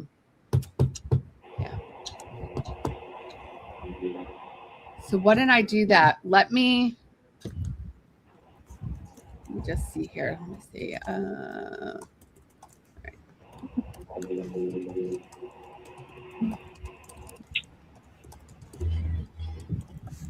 And on Monday, I'll have more information because once I get the paperwork to give them, I can get more information on that 35,000 loan.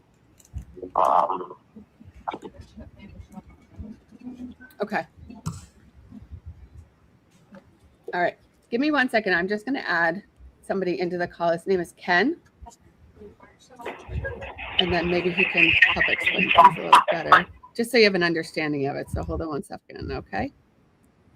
Sure. Let me just see if I can add people with this.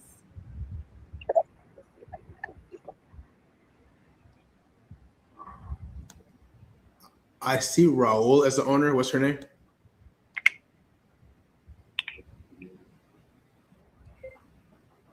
Her name is Kim. That was probably her husband's name. She has paperwork and Who is she to him? Oh, okay. I don't know if I can add you this way.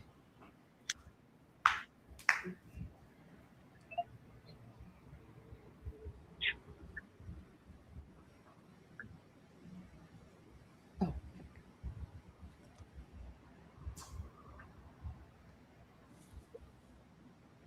And just so you know, I'm still going to start it off with some motivation stuff before I get right into numbers, okay?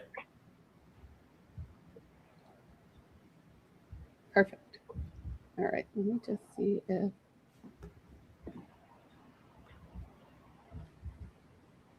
hopefully this works. Thank you for calling KLI Estates LLC. Please hold while I try to connect you.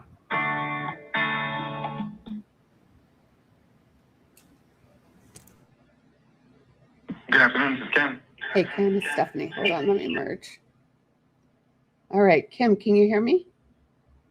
I can hear you. Perfect. All right. I have Ken on the phone. It's great to meet you. Good morning. Hope you're having a good Sunday here. I kind of got bits and pieces of the situation here. I understand that you are dealing with an upcoming foreclosure, and are just kind of looking at your options. Just kind of catch me up to speed a little bit. Where are you? What's going on here? So we were trying to do an as-is deal, but she proposed a different type of deal, which I had never heard of a deal like that. There's two amounts owed for the house. The mortgage for $176, and $35,000, which is, I don't know if that's an equity loan I'm not quite sure what type. That's a HUD loan, because originally it was a HUD house, like a FHA mortgage, and Wells Fargo, bought it out. I guess how banks change. Yeah. So the foreclosure sale date is August 24th, I believe. Which since I spoke to the mortgage and told them that I had the successor paperwork since this past Wednesday, July 22nd, they can actually talk to me and make a deal with me now, which they could not prior. Mm-hmm. Okay. So on the 24th, is that when it actually gets sold, or is that just the next step in the foreclosure process? Well, I can actually, I don't know, I have to give her the court filed paperwork from Wednesday's court that I'm the successor or the executor, and I can actually stop the sale, I guess. Okay. And so what are you looking to, I guess, accomplish? If I'm going to work with them on the mortgage, on the, whatever's owed. Because whatever's owed is only like $90,000. Huh? You're going to contact the lender to see if you can do like a loan modification or reinstatement or something along those lines? Well, I can. I'm not sure that I'm in a situation that I don't know. We were trying to see what we can do at, like selling the property, right? As is, because, my son just moved out with his 3 kids 2 weeks ago. So I'm looking at my options, and these are the options, right? I could either sell it as is. Everybody will get a little money. That's why I was asking for the $300,000, because I have to be able to pay off the mortgage, pay the town of Berwyn, to sell the building, get the stamps to sell the building. She said that wasn't the amount of money that I need is not feasible that way, but she proposed it in a different way that you were going to explain, I guess. Yes, yeah. So the other option that she was discussing with you is a subject to. And I mean, if 300,000 is probably what it might be worth once it's fixed up. But since it isn't as is purchased, and we're gonna have to pay realtors and all that, and the back end closing costs, that's why we can't exactly pay that. That's why I'm trying to figure out what is it that you're looking to accomplish by selling this. So once you have this mortgage paid, where are you headed? What are you going to need in order to get to your next place? So I'm in my next place already. I don't live here. So I don't need to get to a next place. I'm at my next place already. I've been there for 6 years. So, okay. Again, we were looking to sell or make it. It has to be equitable to me, right? Because I can walk away right now and it's not going to cost me anything because this house is actually not under my name. But I can actually do something with it now because I have the paperwork, which cost me a lot of money attorney-wise, which I'm just trying to get. And that's why we were trying to do as is, because at least we'd make our money back, right? Pay up the house and make our money back. Make some money. Make what money back? Okay, the attorney fees, cleaning up the house, paying Berwyn $10,000 to sell the house, because you have to pay them, all your, like the water bill, the fees. In order to get their stamps, you got to pay like every parking ticket you ever had, in addition to, anything, whatever their bill. And that's about $10,000 right there. Okay. Sure. So in total right now, you owe about $222 between the 2 mortgages and then the fees to Berwyn, correct? Correct. Approximately, yeah. And so paying all that off doesn't do anything for me though, you see? And I guess that's my big problem, because that's where that 300, that was my lowest number I was willing to go below, because that's what I needed. Again, I have 4 kids as well, right? One of which I made move out 2 weeks ago, just so we can get this done.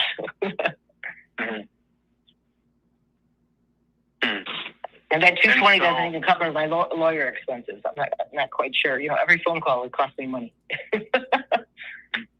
So what happens if you don't get 300? What's your next best path towards resolving this? Well, that's option 1. Option two, I can work it out with the mortgage company, because now they'll talk to me since I have this paper that I just paid a lot of money for. They will do that because we've had this house for 26 years. And they'll just, roll the amount of money to the end of the loan. Because we still have equity in the house. What do you mean by that? What do you mean? What is it that they would roll to the end? You said they would roll the money onto the end of the loan. What do you mean by that?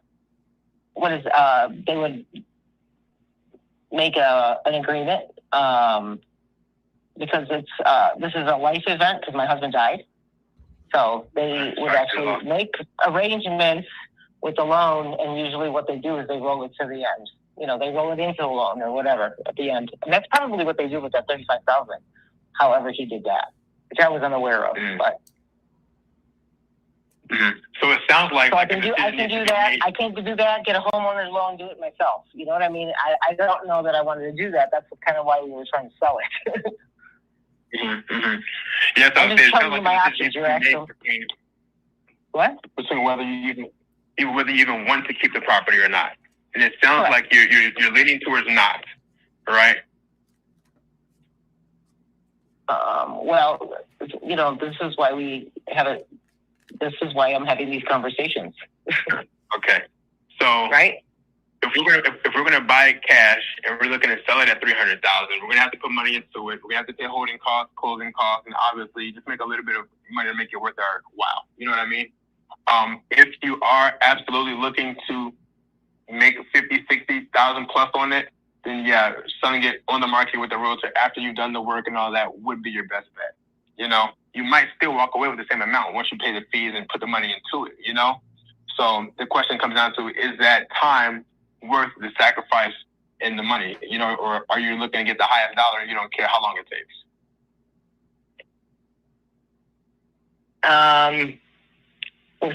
So I am trying to get the highest. I'm not trying to get the highest dollar because, you know, 300 for this area. Are you from out of state too, or do you live in this area? I'm from Chicago. I live in North Carolina now. Excuse me? I said I'm from Chicago. I live in North Carolina now, but I have a partner who actually lives in Berwyn. He would be walking this for us. Okay, so this is South Berwyn. So South Berwyn, I'm in between two of the major expressways. I'm 6 blocks from an academic hospital.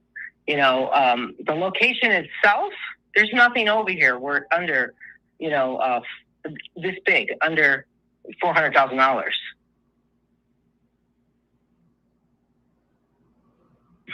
How does that compare to yours in terms of size? No, mine is actually big. You know what? The stats are understated for some reason, and I was telling whoever I was talking to, because it says I have 3 bedrooms. I have 6 actually, 4 with closets. You know, so if you're going to ask me, oh, how many they have closets? 4 of them actually have closets. So she had told me about some other deal. That's what I thought you were going to explain to me, not explain to me my different options. I already know my options. Okay. So the subject 2, that would be where we would come in and take over the existing payments. We would fix it up and probably turn it into a rental or sell it in the market, or we would refinance out of it. So pretty much, I think you said that the monthly payments right now are about $1,300 or $1,400. That's both payments combined, correct? You're right. The other one's not a payment. The other one is something that's rolled into the loan, I guess, or at the end.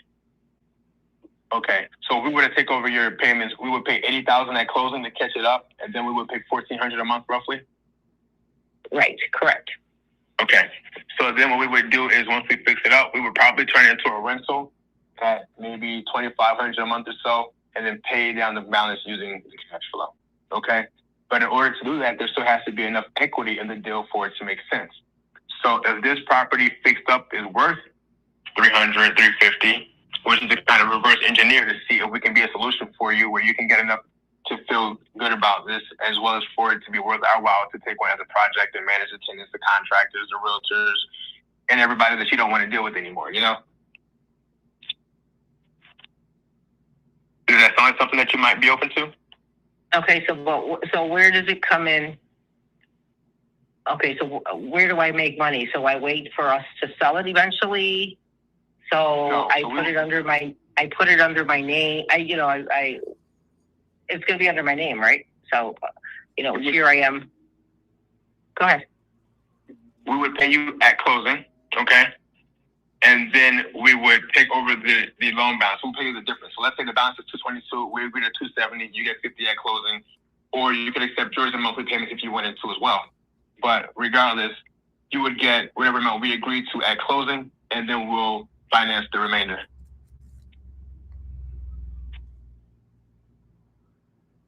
using the cash flow.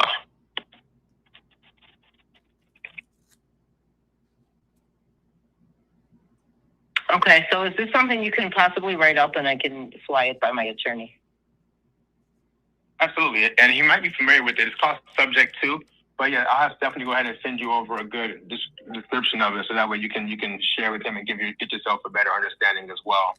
Okay. Yes, because there's a few things I don't quite understand, but you want to ask me while you have me here? So you would pay off the $80,000. Mm-hmm. So I'm negotiating with a mortgage company, or you're negotiating with a mortgage company? We can do that.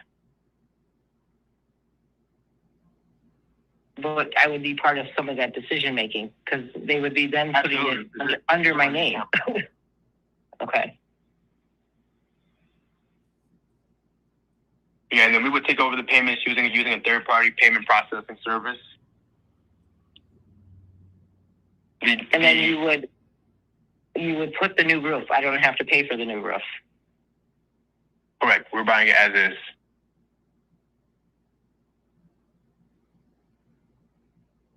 Well, you can send me over something, in writing. I can talk to my attorney. Okay. Aside from the roof, what else do you think we might need to do to prepare for the market? Well, if you repair the roof, that repairs. There's two holes in the roof. So there's a roof that caused damage to the wall. There's a small part of the wall when you walk in the front door, and then there's the hole that's and this is from the storm that just happened in July. There was bad storms over here. There's a little hole in one of the bedroom closets. And the basement did sustain some water damage from the flood that happened in in July. It flooded twice because they reverted you're not from here, so you wouldn't know, but in Berwyn, so I never flooded in the 26 years. The only time you ever get water was when they divert the water channels. So whatever else, because the reservoirs over here got filled. So what we did is we cut out the plasterboard from the basement so that it would not affect the rest of the wall, like mold-wise and stuff like that. Mm-hmm. So we might need to do Other than that, it's actually the roof, which is the biggest problem. And once you fix the roof, you fixed all the leaks. Well, there's two leaks. Yeah. And again, my son lived here on the main. My son lived here on the main floor for the whole 26 years. So. Okay. And then. What other kinds of updates have you done to it over that time? There's ceramic floors. The whole basement is finished. They are going to make you take the walls down because we did not. My son's a contractor, but he didn't obtain the correct permits for it. He didn't do the permits, so they are going to make you take the walls down to make it unfinished. Because downstairs has a full kitchen, walk-in shower, full bathroom, walk-in shower, 2 bedrooms. Mm-hmm. And it's showing me here 964 square feet. Is that correct? It is not correct. Okay. What do you think it actually is? You know what? It's probably 1,000. I can get back to you on that on Monday because he actually measured for me. Yeah. He measured when he came, the inspector, because he already. And there's not even a lot of things on the inspector list that Berwyn is kind of bad for that, and there's actually not a whole lot of stuff on there, believe it or not. I thought there was going to be more on there because they're very petty. What's so you have to do clause. Excuse me? So can you actually just share their full inspection report with them? Once you send over the agreement, and I can talk to my attorney. Absolutely. Yeah, that's not a problem. Yeah, we'll get that to you here within the next 10 minutes. It won't take that long at all. All right. Yeah. No, that's a good starting point. We'll go ahead and get the ball rolling on that. And then if, let's say he does review it and it does find something that you're open to, right? So if we take the mortgage off of your plate, how much do you need in your pocket to be able to move on to whatever you're trying to do from here?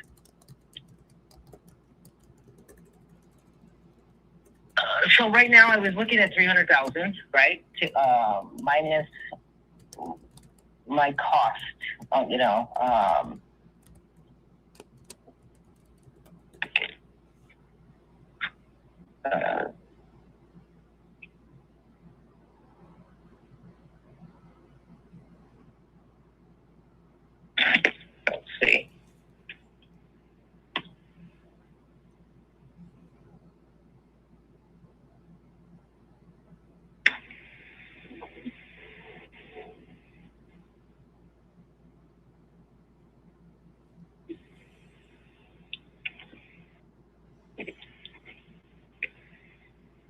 not less than 75,000.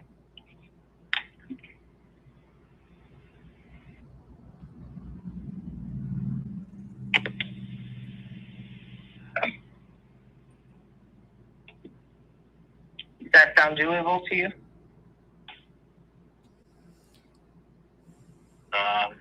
Not realistically. Okay. Because if we're going to turn around and be able to resell it eventually, if it's going to be worth $350, if we buy it at three, it has to put $50,000 into it. We're upside down by the time we pay closing costs, holding costs, or realtor, or anything, you know.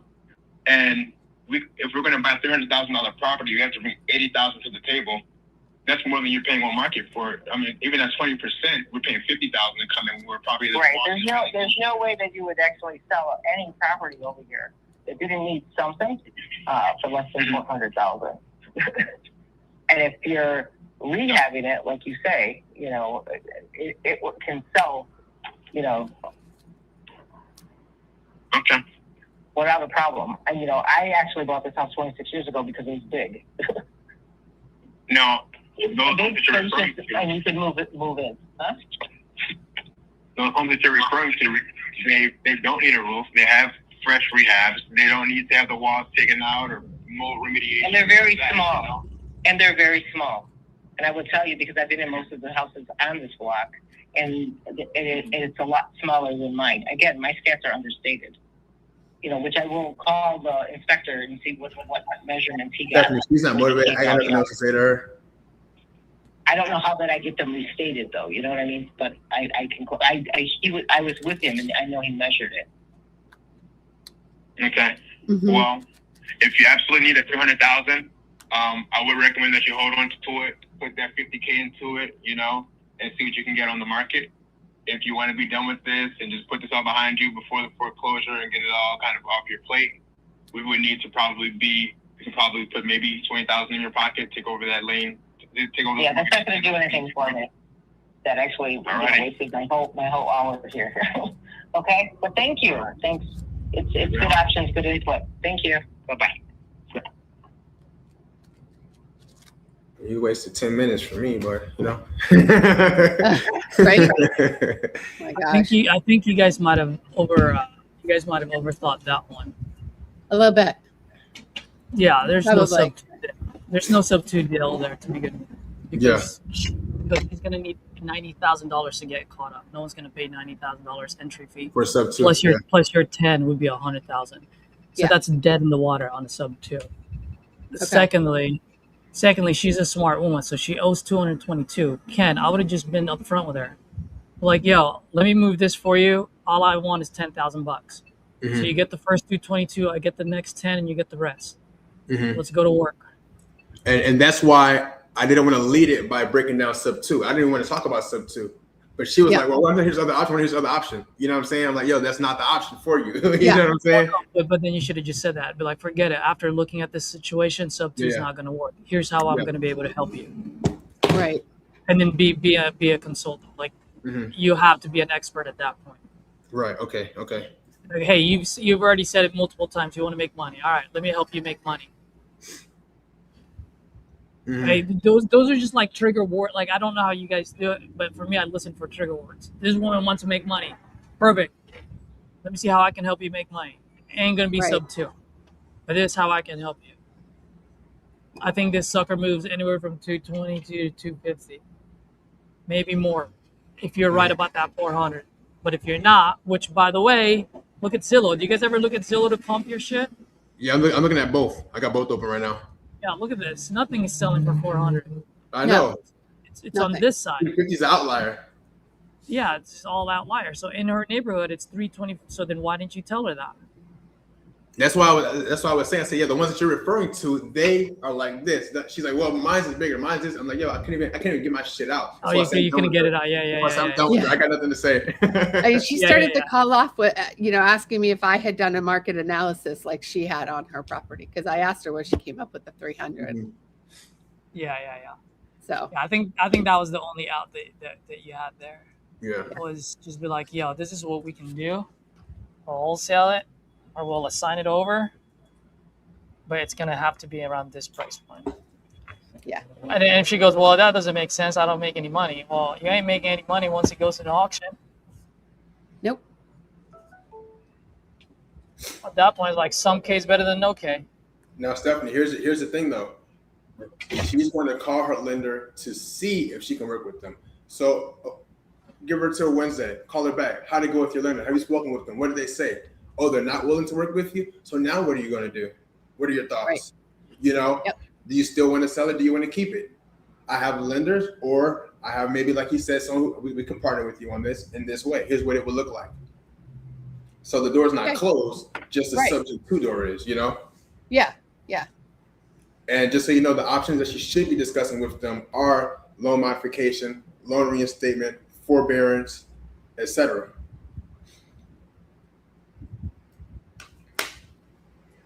Yup. I think you can push it up to like 380. Because she says she's got how many bedrooms?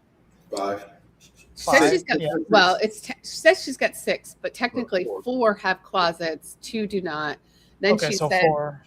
So she has 4. And she said hers is really big. When you asked her about square footage, she went from 964 to 1,000. Yeah, so she's full of shit. So I know. And 2 holes in the roof. She's like, she talked to me about water damage throughout. Like, there's definitely more wrong on the inside of that house than she's letting on. Mold. There's going to be mold everywhere. Oh, Yeah. it's dead. Yeah. Yeah.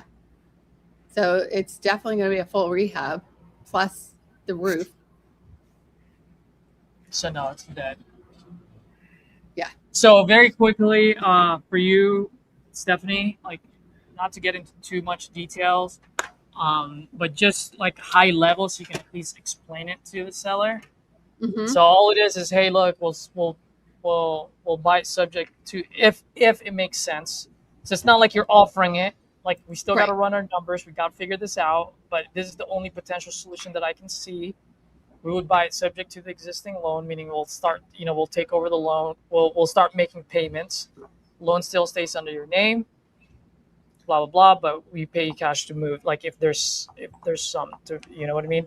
Mm-hmm. The thing that you want to do is there's a couple of things. One, when people buy sub 2, either they rent it, meaning the PITI has to be 50% of the monthly rent.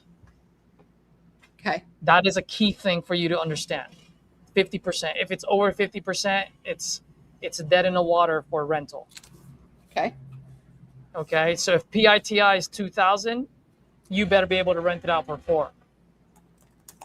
If you can only rent it out for 2,500, it's dead as a rental. Okay. Meaning if someone buys it at sub 2, they're not going to rent it out. They will wrap it. So wrap it, meaning they're gonna buy it. So let's say the rent is 2,500 and PITI is 2,000. Okay. Let's just assume that for a second. Potential exit strategy for a sub 2 buyer would be to wrap it. What wrap means is they'll buy it subject to and they'll sell it to someone for like with a 9% interest rate.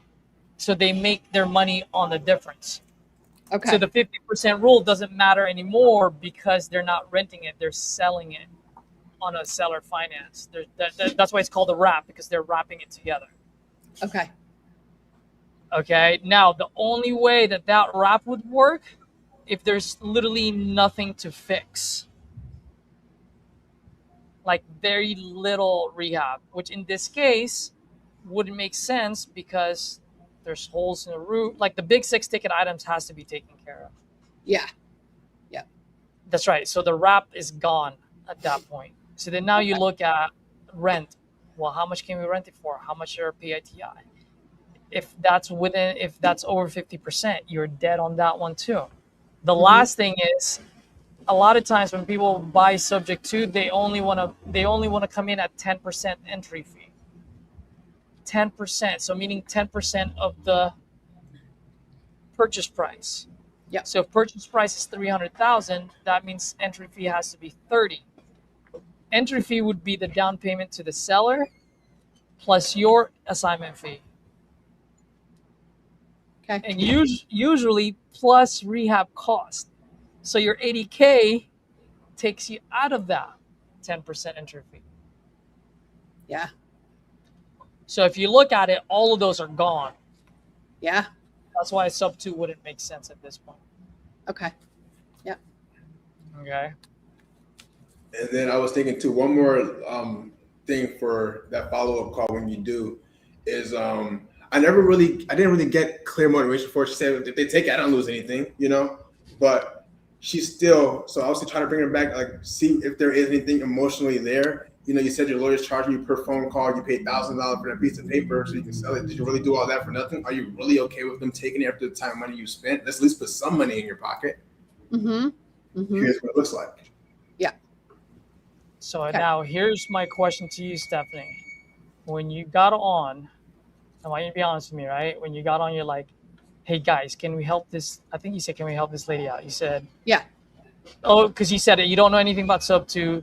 So let me ask you, when you did that, were you thinking of, can we make this a sub 2 deal? Or were you thinking of, can we help this lady out because for her, she lost her husband and now she's going on foreclosure?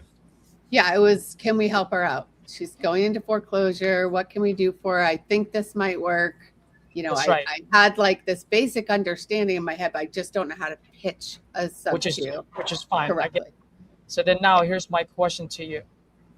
Why are you more motivated than she is? I don't know.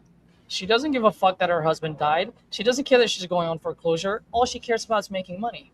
So why does she care about making money and you care about her dead husband and that she doesn't go on foreclosure?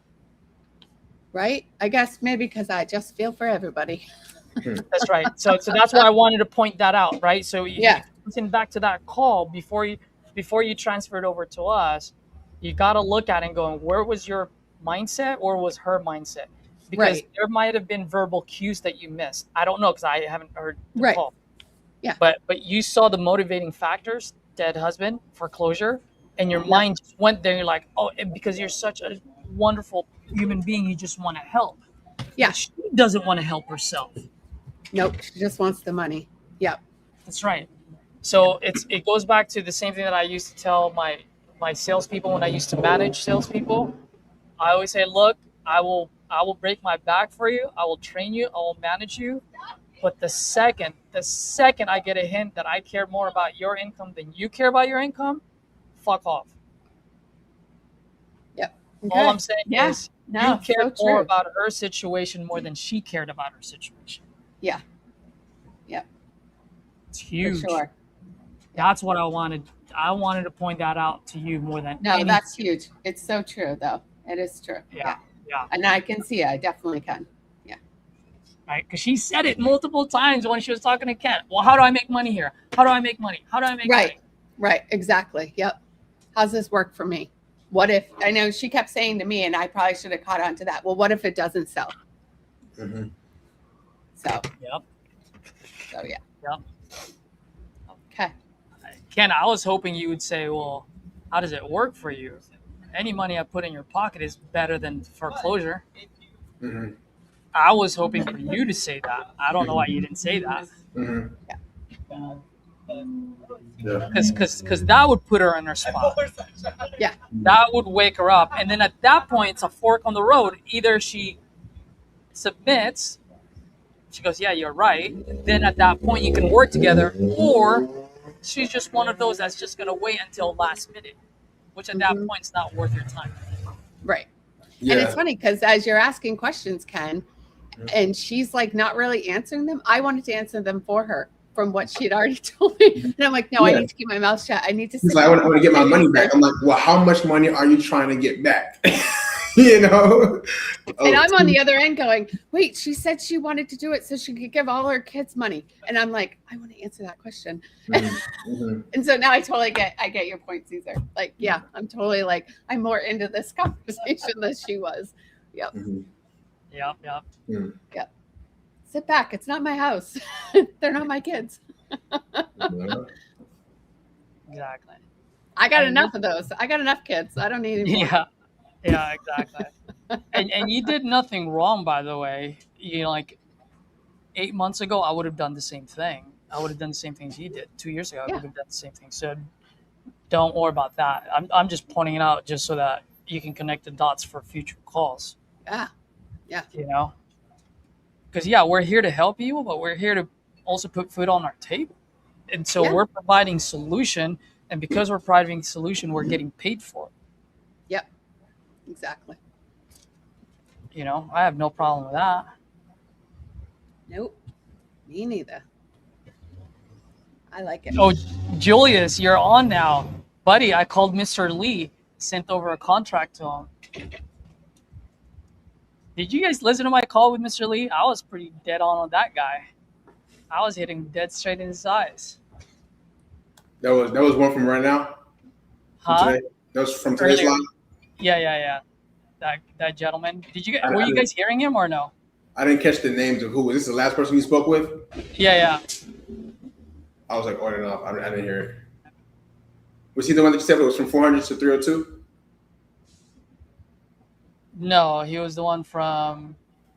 No, he was saying 240 and then he went down to 235, which is totally fine because he's right. Okay. He like the ARV. There's like, actually no, not even ARV. It's the CMV. It's like 300. So I'm like, all right, cool. You took it, right? Huh? You took it though, right? No, so I told him like you have till tomorrow. If you sign it, buying your house. If you don't, I'm buying someone else's. Yeah. He tried to be smart with me, saying that he's a big time sales guy. He's got multi-mil. I'm like, all right, cool, man. Now close me. And why you have to start such a hard time selling this, right? Yeah.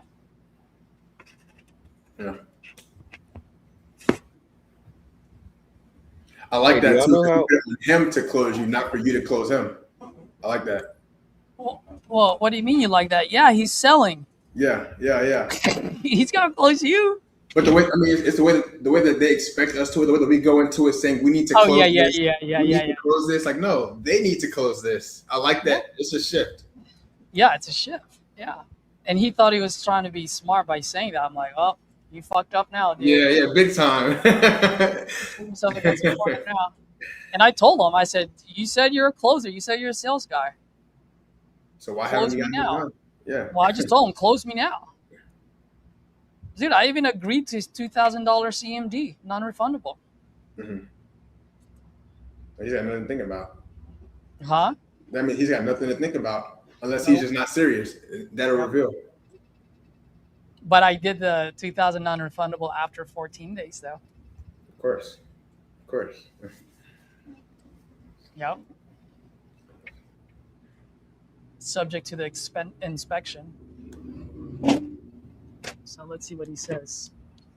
If he signs it, he signs it. If he doesn't, I'll get care of it. Oh no. The lady that I'm dealing with, she is old. She is sending me multiple emails. Each email is one picture. Oh my God. Oh Lord. So you should have it on by like 3:45. Or well, I guess 12:45 your time. Oh, you guys want to hear some good news, by the way? Always. Yep. So I don't think I shared it with you guys, but I did share it during implementation call. The gentleman that I called the other day, he wouldn't tell me his price. Mm-hmm. So I had to like ask him 3 times, and then I had to go around to find a window of opening, which I did. And when I did, he started at 170, and then came down to 150, and then I told him 110, and then he kept coming down 140, 130, and then he said no to me 5 times, and he's one of those like old small town Texan kind of guys. So I was like, I can't push him because if I push him, I'm gonna lose him. So I was like, all right, we'll talk tomorrow. So the next day we talked, and it was like, I was like, you remember our conversation? Like, yeah. I was like, you're at 110, right? I'm like, yup. So like, let's do 115. And then I'm like, okay, let's go 115. From 170 down to 115. Jesse walked it yesterday. Got an amendment signed at 95. That's awesome. Good job. That's Jesse Barco? Yep, and Jesse's Really? out there right now showing it. We have 5 walkthroughs, and Jesse's like, "Oh my gosh, I fucked up." Caesar's like, "Why?" It's like, I marked it at 127.5. Should do it at 135 or 139. First walkthrough, 135.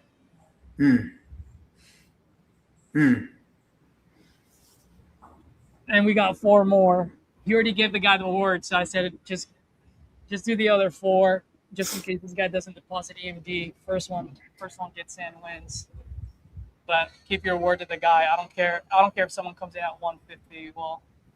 We'll just suck it up on that 15K loss since you gave your word.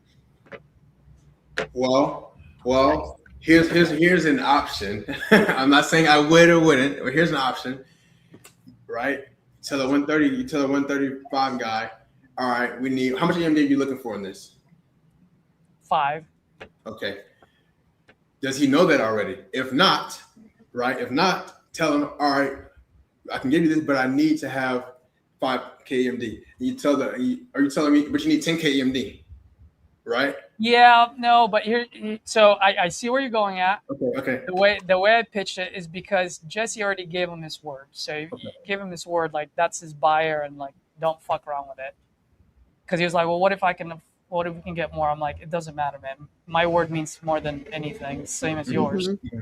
So I said, you tell that guy he's got to deposit that EMD tomorrow. And then you tell the other guys that they have till tomorrow to submit their best and final offer. If he doesn't submit his EMD by tomorrow, it's free game. Much better than where I was headed. You get what I mean? Yeah, Because then if he doesn't if he submits the EMD, we save face. He kept his word. 135. I'm happy with a 40K banger, right? Mm-hmm. If he fucks up and someone else comes in at 140, 145, and they deposit the EMD on Tuesday morning, you get what I mean? So we're having backup is what I'm right. What I'm getting at. Right. And so Jen is like, I like that idea. I'm like, yeah. So I'm like, so stay there. Run the other 4 walkthroughs. But the reason why I wanted to point this out, guys, is not so much of the fact that we've got a huge assignment fee on there. The fact that the seller, downplayed the condition of the property. Oh. Jesse walked in there and was like, holy shit, it's a lot worse than we thought. Mm-hmm. And the guy didn't even put up a fight. Jesse was like, oh. The guy's, what? He goes, bro, it's in a bad spot. And the seller goes, yeah, it is. Oh. So Jesse was like, so how much do you guys have it on right now? Like 115, just like we need this at 90. Mm-hmm. The guy was like, 95, you got yourself a deal. Just like, all right. That's great. Wow. You shake my hand right now. I'll get Caesar to send you the the amendment. You sign it before I leave. We're good to go. So I wanted to share that for everyone that's watching. Not so much because of the assignment fee or all that. Like, none of that. The fact of the matter is, the first number is always a fuck off number.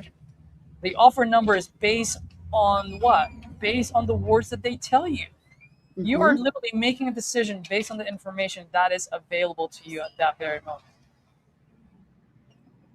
So if they're downplaying the condition of that property, do not, and I repeat, do not feel bad about having to renegotiate.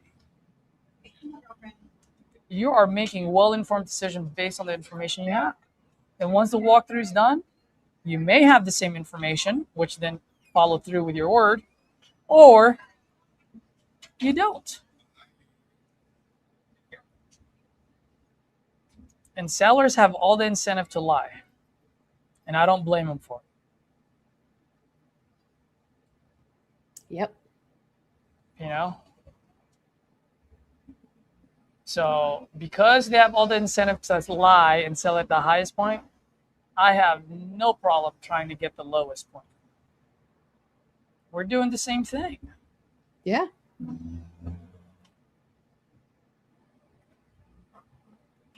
Oh shit, Jamil's on the phone. I'll shut up now. do. So that is kind of like their angles. So, Yeah. Well, I mean, I'll tell you, I don't like to renegotiate. Doesn't make sense for either of us because at the end of the day, if I try to renegotiate, all you have to say is no, and now I've wasted time, energy, and effort for nothing. So I only try to renegotiate if there's something that comes up when we go to walk it that I wasn't aware of in the first place. But with you saying you already signed a contract, I know you're saying they still need to put up earnest money and everything like that. right. So the contract was signed. We wasted 3 weeks back and forth on this, and then he came back.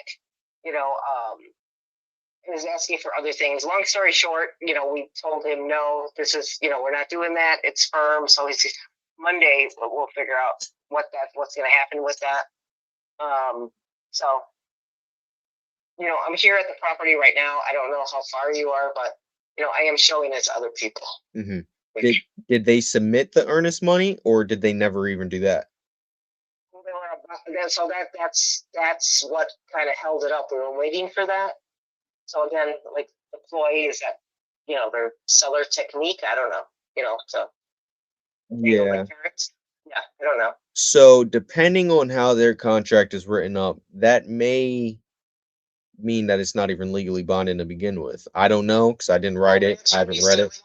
With their attorney, so we already told them no. So we'll find out on Monday. But in the meantime, I'm still talking to people and showing people. Okay. All right. Well, tell me a little bit about what you got going on. We'll see if we can make it. We'll see if we can make it happen. Okay, it's an English tutor. The stats are underrated because I think it says it only has 974 square feet or something. I don't have it in front of me, but that has been the talk of it. It's an English tutor. It's totally dormed upstairs. The main floor has 2 bedrooms. The bathroom, an enclosed porch that's actually insulated. It used to be a sunroom. We insulated it. So it's actually a room. It could be used as an office. Both bedrooms down here have closets. There's a closet in the front walkway when you walk in the house. There is a little bit of wall damage right next to the front door because there's a hole in the roof. It needs a new roof, if I didn't say that already. The roof, I've had this house for 26 years. So the roof is probably older than that. Upstairs, so there's a stairway that goes upstairs, and it's got the whole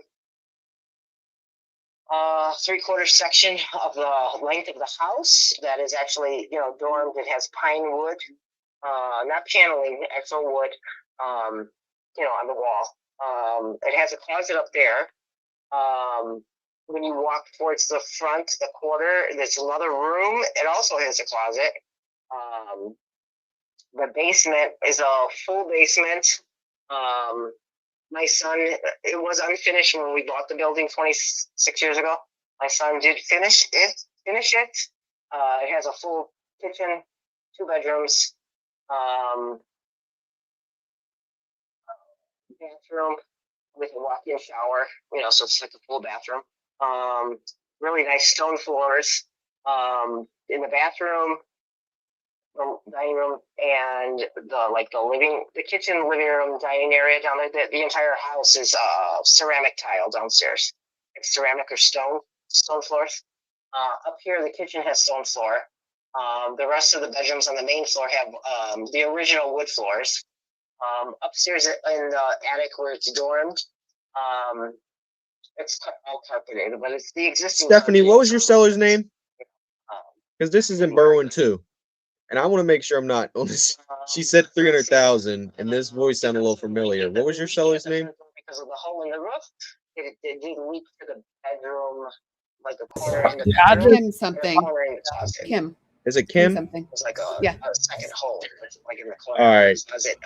Well, y'all just saved me a bunch of time because I'm about to get off the phone with her. Is this the same person? You know how to close her now. You just tell her how you can make money. First 322, I get the next 10. Anything after that, okay. Or you can have. Yeah. So I'm looking around the area and everything like that. And actually, I do have to bring something up. I'm looking at my software and it's saying something about a possible pre-foreclosure and a bankruptcy, maybe. It's not a bankruptcy. It's a pre-foreclosure. It's a foreclosure. It's August 24th, I believe, is the sale date. My husband passed away. We just got the paperwork. Well, I just got the paperwork this past Wednesday, July 22nd, that it was filed in court, the successor executor paperwork. So I can now sign, which that was a lengthy, long, painful process. So we're either going to hold on to foreclosure, I can actually stop the foreclosure now. I can actually renegotiate with the mortgage, but I have been, I don't live here. My son just moved out 2 weeks ago. My son lives here with his kids. So. Okay. Yeah. I mean, hopefully you can stop it. It sounds like we don't got much time at all, though. We're talking what, 32 days? Company already. And part of their life events department, that's all that we were waiting for was that document. Mm-hmm. Oh, they have to make options. So this is part of my options. Can I sell it as is? But that's kind of why and where that price is at, because I have to not only pay off two mortgage, because there's another mortgage on there that I guess nobody sees. It's $35,000. It's a HUD loan. This used to be a HUD mortgage, I think, originally. Mm-hmm. My name wasn't on the house, so. All right. So, your name wasn't on the house. That all makes sense. I guess you're not in the house anymore. Sounds like it's either vacant or you said it's vacant at this point? Yeah, my son just moved out 2 weeks ago. Okay. So, I mean, I guess at this point, what is it that you're hoping to accomplish from selling this? Either making money from it. So my options are renegotiate with the mortgage company, pay it off as is, and everyone gets a little bit of money. Pay it off, fix it myself, I guess. I don't know, rent it out.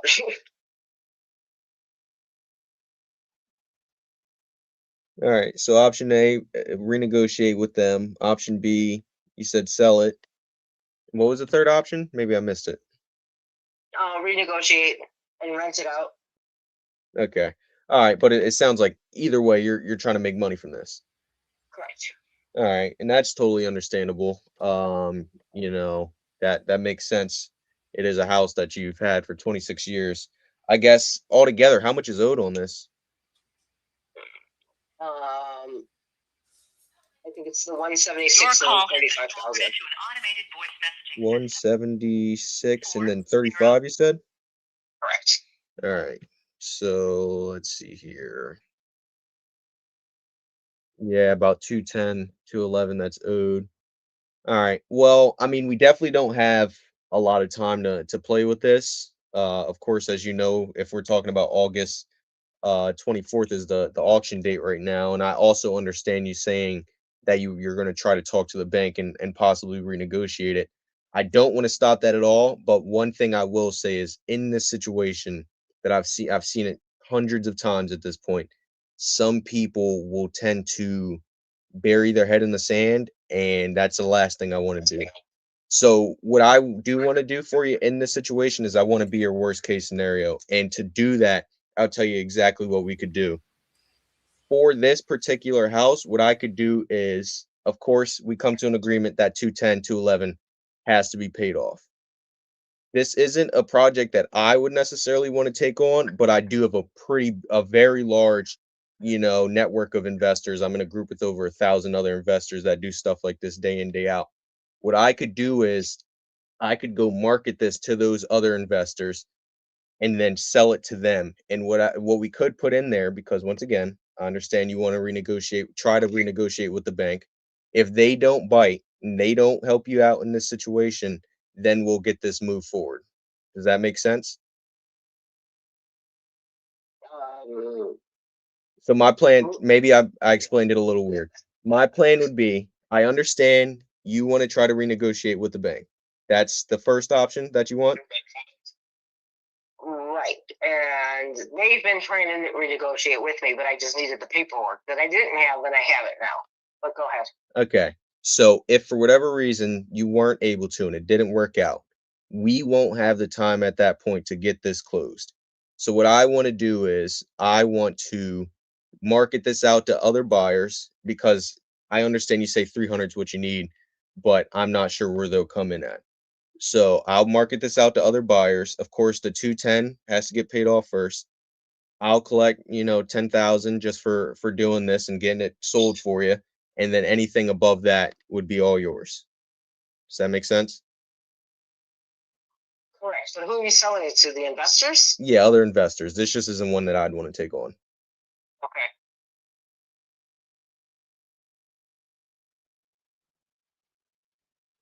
Does that make sense? Did I explain it better this time?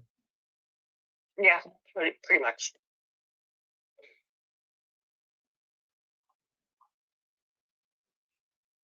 Would that work for you, just so we can be a worst case scenario for you? Well, if it gets me to where I'm going, you know what I mean? That's, what I need to make that happen. Where you going? No, not going, but like price wise. Price wise? Yes, because price wise, everyone that calls, they don't even see it, and they give you these low ball offers in regards to like the area. This is South Berwyn. This is actually a great area. I hear you.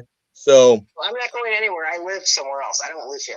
okay, So it was just I'm not losing anything, even if I walk away. I'm not, because it's not technically right now not under my name. well, you would at that point you would lose the house and you'd walk with nothing, right? And for that, I don't get anything. I'm walking away with nothing. Also, you know what I mean? That's a lot of the people that I've actually talked to come up with these very offers that won't even get me there, I guess. Yeah. So, and I don't want to lowball you. That makes no sense. But at the end of the day, if this doesn't sell before the 24th of August, and the bank doesn't want to, help you out in whatever way, shape, or form, you would walk with nothing. Isn't that the case? Not really. I think the bank, they've been working with the bank. They just couldn't help me until I gave them this paper. No, I'm saying if they weren't able to, though, for whatever reason. If for some reason they choose not to, probably not really. I have other offers on the table. I just, they were too low. It doesn't give me what I need. Would it going? I have the low ball offers. Yeah, and that's what I'm saying. I already have the pre-established relationships, so people aren't going to lowball me because I already do this all the time. So I can get you the highest number. I already have all the relationships built. I can get this done for you. I can get it done before the 24th. Make sure to get as much money in your pocket as possible. Does that make sense? That makes sense. All right, so let's stop. So what do you need to do? So we would have to get an agreement in place today. And then immediately after that, you send me over some pictures. I'm going to go send my guys out there. They're going to walk the property, verify it is what you said it was. They're going to give me exactly where they need to be on price. I come back to you, say, hey, this is where it's at. And then assuming that for whatever reason the bank doesn't want to work with you, we get this done, in 30 days or less. Of course, we also got to go through title. That's to protect you as the seller and me as the buyer. So my attorney did title already because we were kind of in this already.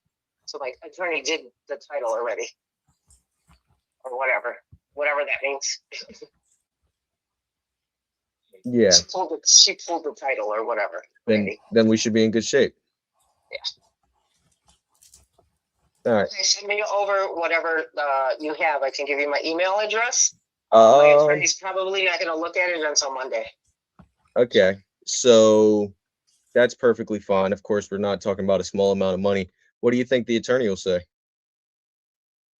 I'm not really sure. Just a little different than the other deals, so that's why I have an attorney. So whatever I don't understand, at least she does. Yeah. I'm just trying not to get screwed out of this, Yeah, I hear you. So what we would do in this situation, like I said, on the agreement, I'll put on there, well, it doesn't really even matter what number we put on there, but I'll throw on the 300,000 number on there, and then like I said, we're just gonna have to get hard feedback from the actual people that'd be taking this on.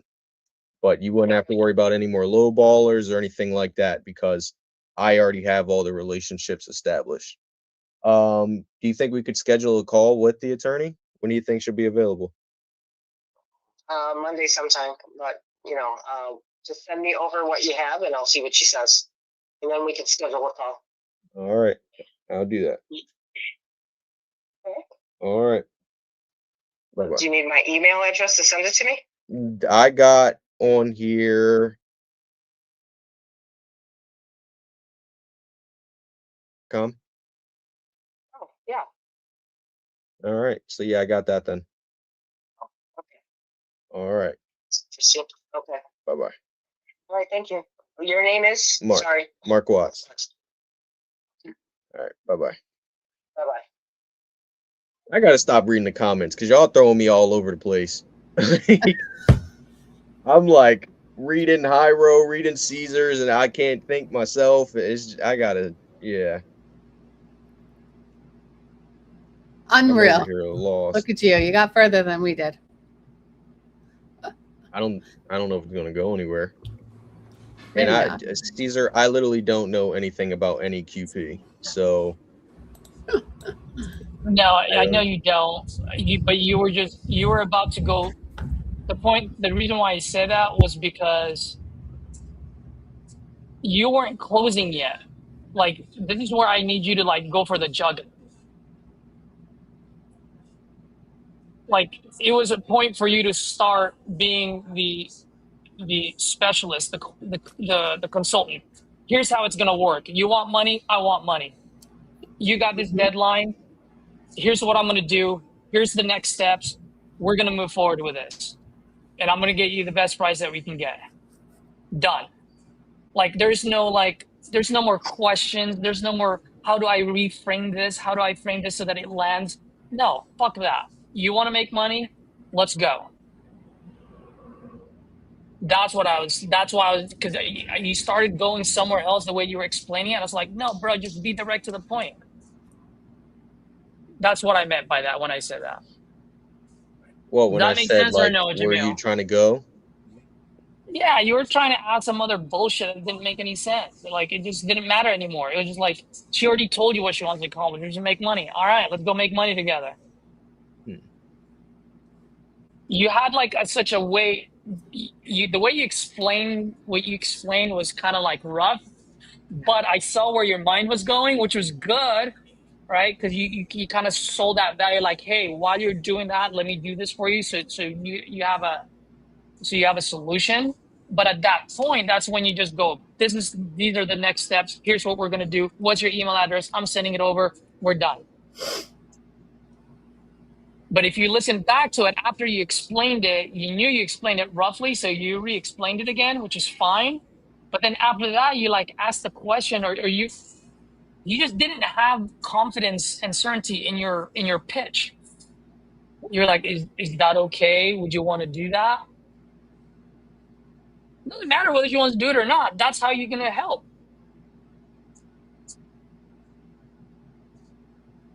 Am I making sense or not? Because you're smiling. I don't know if I'm making sense. I'm gonna have to listen back to it. I that's what's gonna have to happen. Yeah. Hey, a quick question: did that 300? Was that even is that a good number or? The number was, Ken and but Stephanie Julius, the were number working was on never that. 300. Julius, why are you asking about 300? What's the purchase price right now? I thought it was 300. No. It ain't 300. It's 220 is what she owes. He gets the first 10 after that, and anything after that, she gets the rest.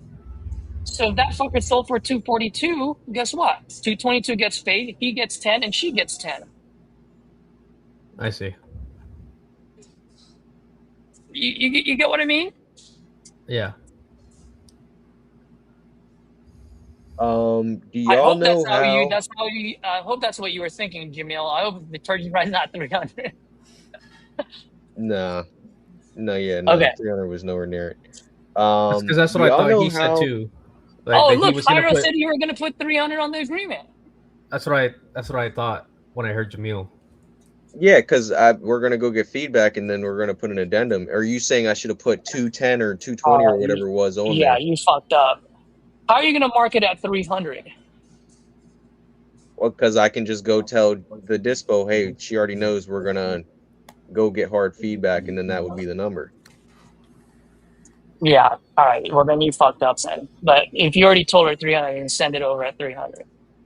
That is not what I meant. What I meant was agreement right now is is what you owe. I get 10K on top of that.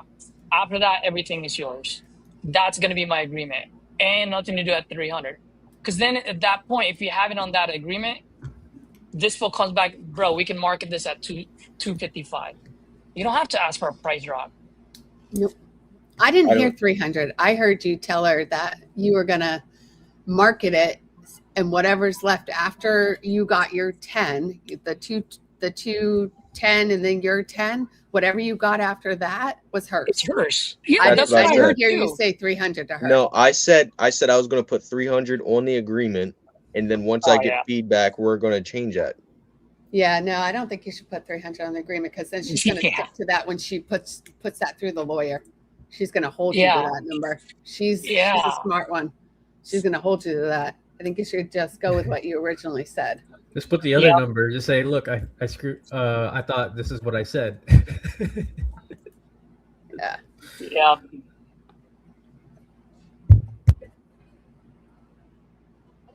Yep. And Hyro said, I mean, you can go with Tyler. whatever you want.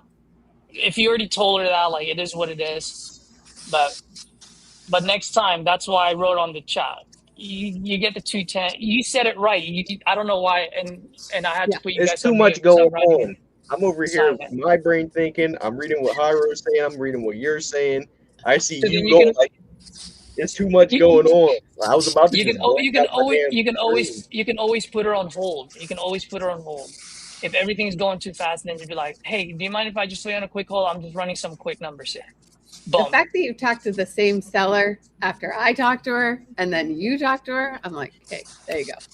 Look at that. Yeah. I just bought the lead, and I was like, I don't even think I should buy this because it's in the same city. Where did you get it? Where'd you iSpeed. buy it? I just bought it exclusively off iSpeed. And like, I mean, literally exclusively. Nobody else should have been able to buy that lead. Yeah, it was on Coupon Club. I don't know. And Did you bought get, it like, through the Speed to Lead? 220 I or bought it something speed like to that? lead exclusively using a coupon. Ooh, you got to tag Yuri. I got it down to 75. What about Jamil? Did you buy it at Speed to Lead too, Jamil? Just now. Oh, On then Coupon yeah, you go Club. tag them. You got to tag Like, them. yeah. Tag Yeah. Yuri. You're the PPL provider getting attacking to you this week, right? Supposedly. My goodness. What the heck? We love them but- all. I'm like, we you love should not have iSpeed. been We able to love buy that Property lead. Leads. We love Lee Zolo. We love Red Panda. Oh my But I spoke with a seller right before this one, and I don't know how. Normally, if it was like open door or something like that, I'd be able to combat it. But he said Zillow offered him 97. He was asking 100, and agent said he could list it at 115. I don't know how to be able to combat that because I don't know Zillow's process. Do y'all know what that looks like? No, but what is he trying to accomplish? I Why does asked him. all He of that said matter? the money was most important, but I'd still like to be able to say, hey, listen, just so you know, like with Open Door, I could say, hey, just so you know, they're going to come out, they're going to do their inspections, they're going to drop their price. I did literally 2-minute conversation. Oh. I'm but, like, all right, like, well, it sounds like you already got a lot of offers. Goodbye. Yeah, but I'd still like in the future to just be able to be like, hey, just so you know, like with Open Door, they're going to come out, they're going to do their inspections. If they even say they'll buy it, normally they're going to have a bunch of deductions, fees, stuff like that. If we work together, my process looks like XYZ. Which one seems That's more right. appealing to you? I don't know Zillow's process, so I couldn't even attempt to do that. I don't know if they're going to price drop them. I have no clue. I didn't even know Zillow buys properties. I thought that they had stopped, to be honest, because of their AI crap. But Yeah, he said they I just have gave him no that idea. offer. I have no clue. I guess I get turned off by all of that shit. Like, that person tells me that, and be like, all right, now how do we knock everyone out of the fucking picture? Let's talk, you and I.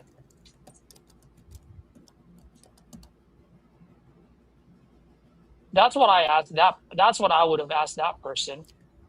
And then from there, let's go.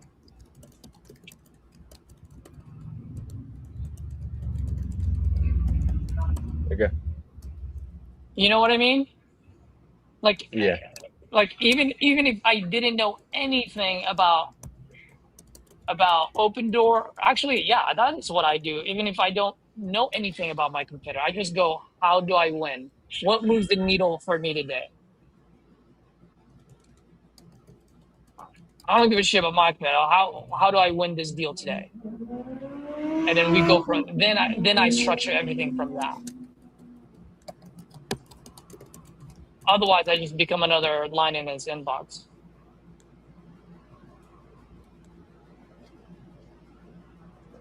What did Hira say? I think the lesson here is everyone needs to learn how to be transparent, or less word, less explaining, and straight to the point. Second, yeah, exactly.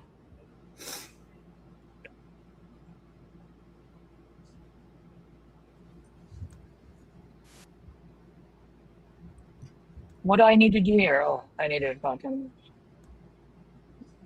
buyer taxes. I'll be back in a second. All right.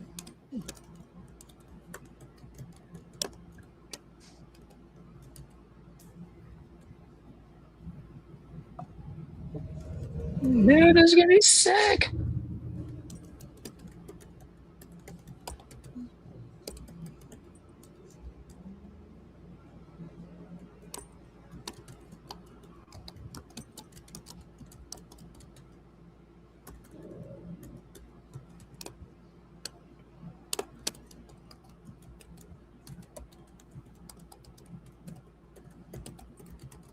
$135. Let's go.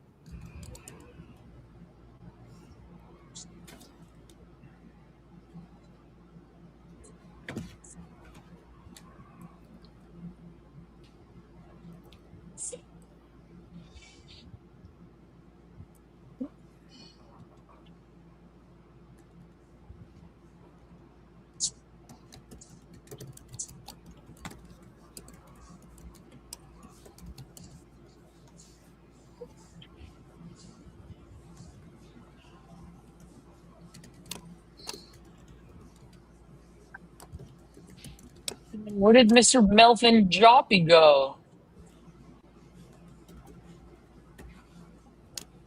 Man, I'm on fire now, guys. Let's go. Let's get someone in there.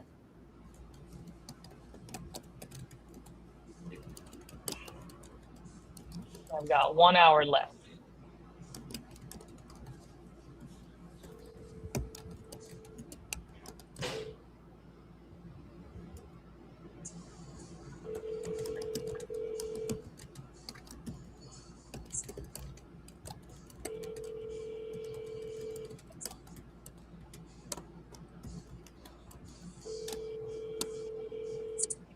Hey.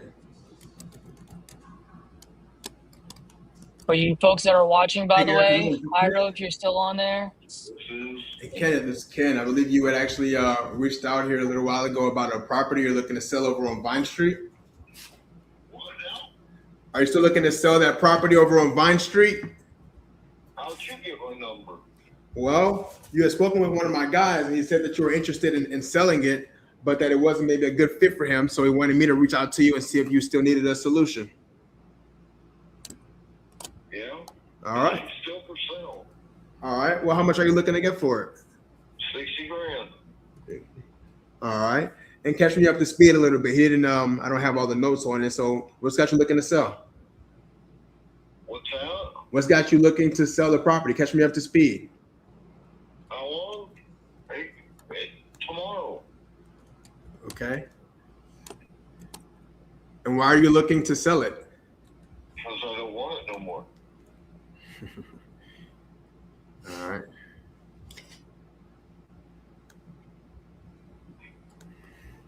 I'm pulling it up here on my side. Where are you headed to once this one sells? What do you mean? You said you're ready to close on this one by tomorrow. So let's say that we did do that. Where are you headed? You want to know when I want to sell it? It can be tomorrow. It can be next month. It can be the month after. I don't care, dude. Me neither. Don't start talking to me and then lowball me. I haven't even given you a number. I asked you where you're headed. I'm not. If that's what you're going to do, is like the last guy, one of your team members, he fucking talked to me and shit. They turn around and lowball me. What's that got to do with me? Have I given you an offer? If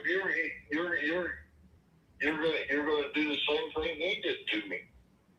But you better not lowball me or I'll hang up on you. You do that. Later. I ain't talking to him, bro. I ain't talking to him. Yeah. I'll just You're go over ahead and it. You're over it. dude. Yeah. He's obviously not motivated to see. Yeah. I don't know. Help me. No, that was fine. Look, at the end of the day, that's the beauty of doing what we do, right? Because you get to choose who you want to work with and who you don't. Yeah. So you made a conscious decision, and that's fine. There's nothing wrong with that. One thing that I learned from Edward, to you guys, I'm going to share with you guys because I thought it was fucking brilliant. On someone like that, Edward likes to use occupancy as he structures his call. On someone like that who doesn't want to give a number or he's like a one-word kind of guy. Mm-hmm.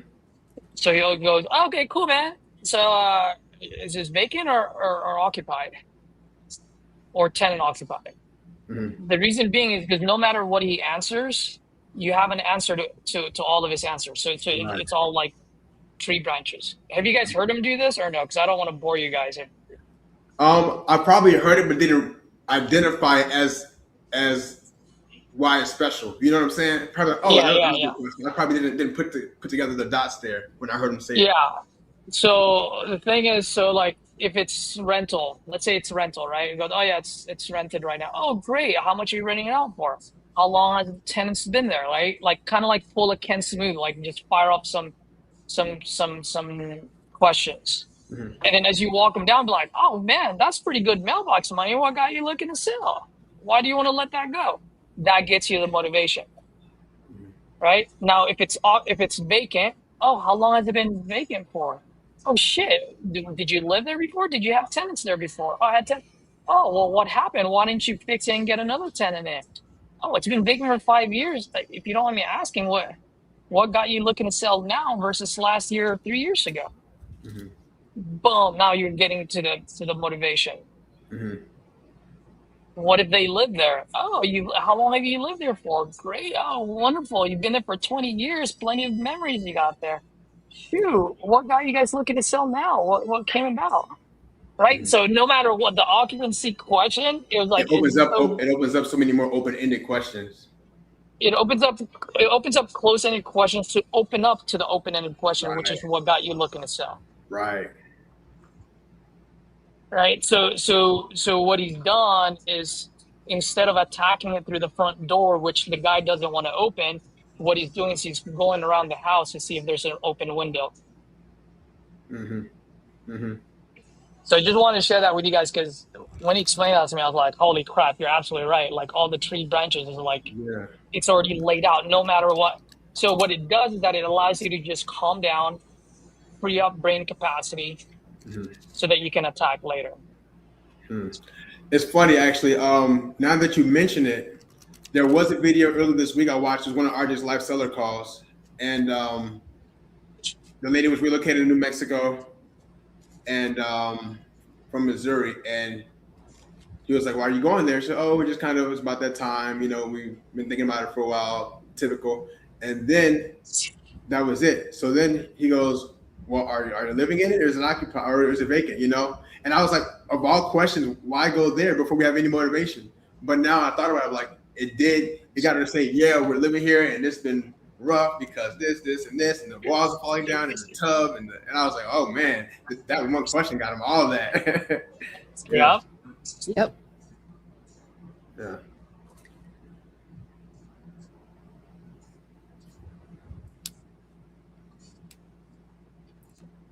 All right, guys. I got to bounce. I got to go food prep for the week. All right. Have a good Be the one. best. All right. See you tomorrow. Yeah, I got like 3 more leads to call, and then after that, I'm gonna call myself as well. Please leave your message. Yeah, Jamil, you lowballed that man, and he took it out on me.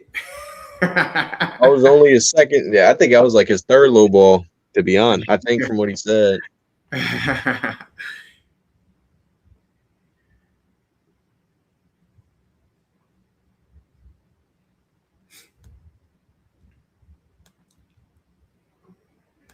I don't know. Hey, is Maria there? Yes, may I help you? Hey, Maria, this is Julius. I was calling about your property there on Montwood Drive. Looked like you had entered this on my website saying you're looking to sell that property. Is that correct? Yes. Fantastic. How much were you looking to get for it? $255. $255. All right, well, tell me a little bit about what you got going on. It's under. Oh, hold on. I'm sorry. And then the first side, and after that, you do the refill, and you can choose any sauce. Okay. The first, so your first plate. I'm sorry. Hold on, just a minute. Okay. No. So, but if I order Wiener Schnitzel, I have to order Wiener Schnitzel every time. Nope. I could try some of the others. You can choose the whole thing, which is 2 eggs, 3 side up. You can have the Zagorner, you can have the Rom. But not the cordon bleu. Not the cordon bleu. Cordon bleu, Yes. Okay. And the chicken schnitzel. I want the Ron.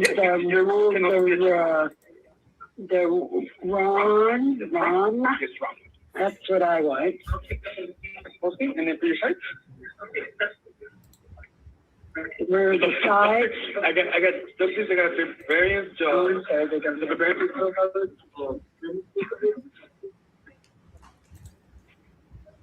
You think sauerkraut? It's our. It's like a ball potato. Oh yeah. Of course. And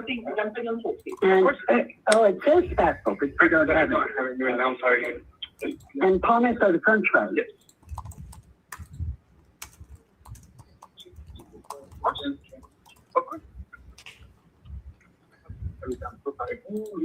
sorry. I'm sorry. Just missed the wave. I was like, I went through a lot of my stuff. I'm so sorry. Those motorcycle people? Of course.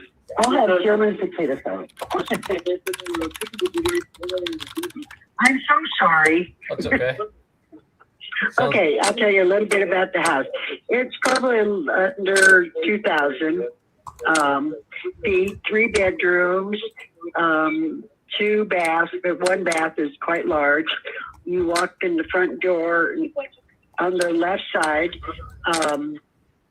there's a front bedroom, and then a hallway, and then another bedroom, a large bathroom, and then the master bedroom with the bathroom.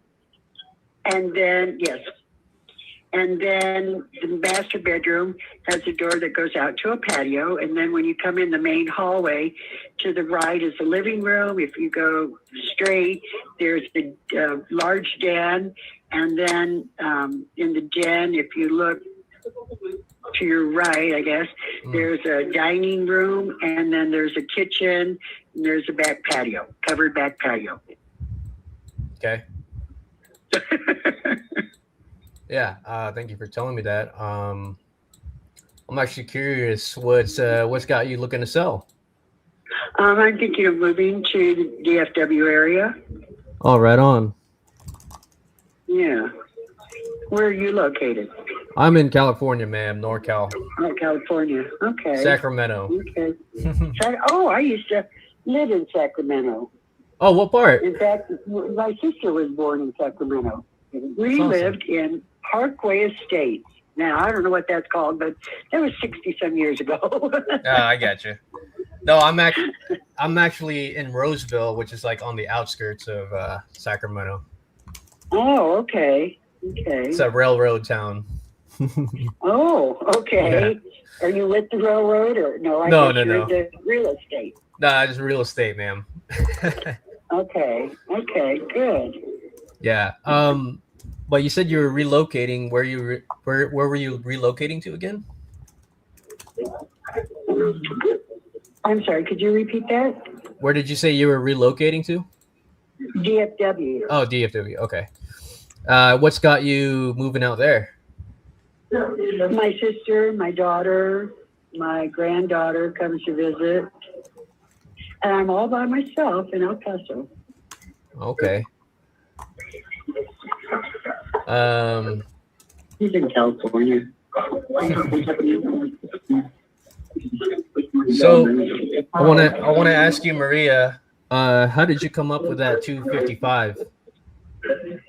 That 255, based on the houses that are being sold, 250 would be the lowest, and they go up from 289 to about over 350.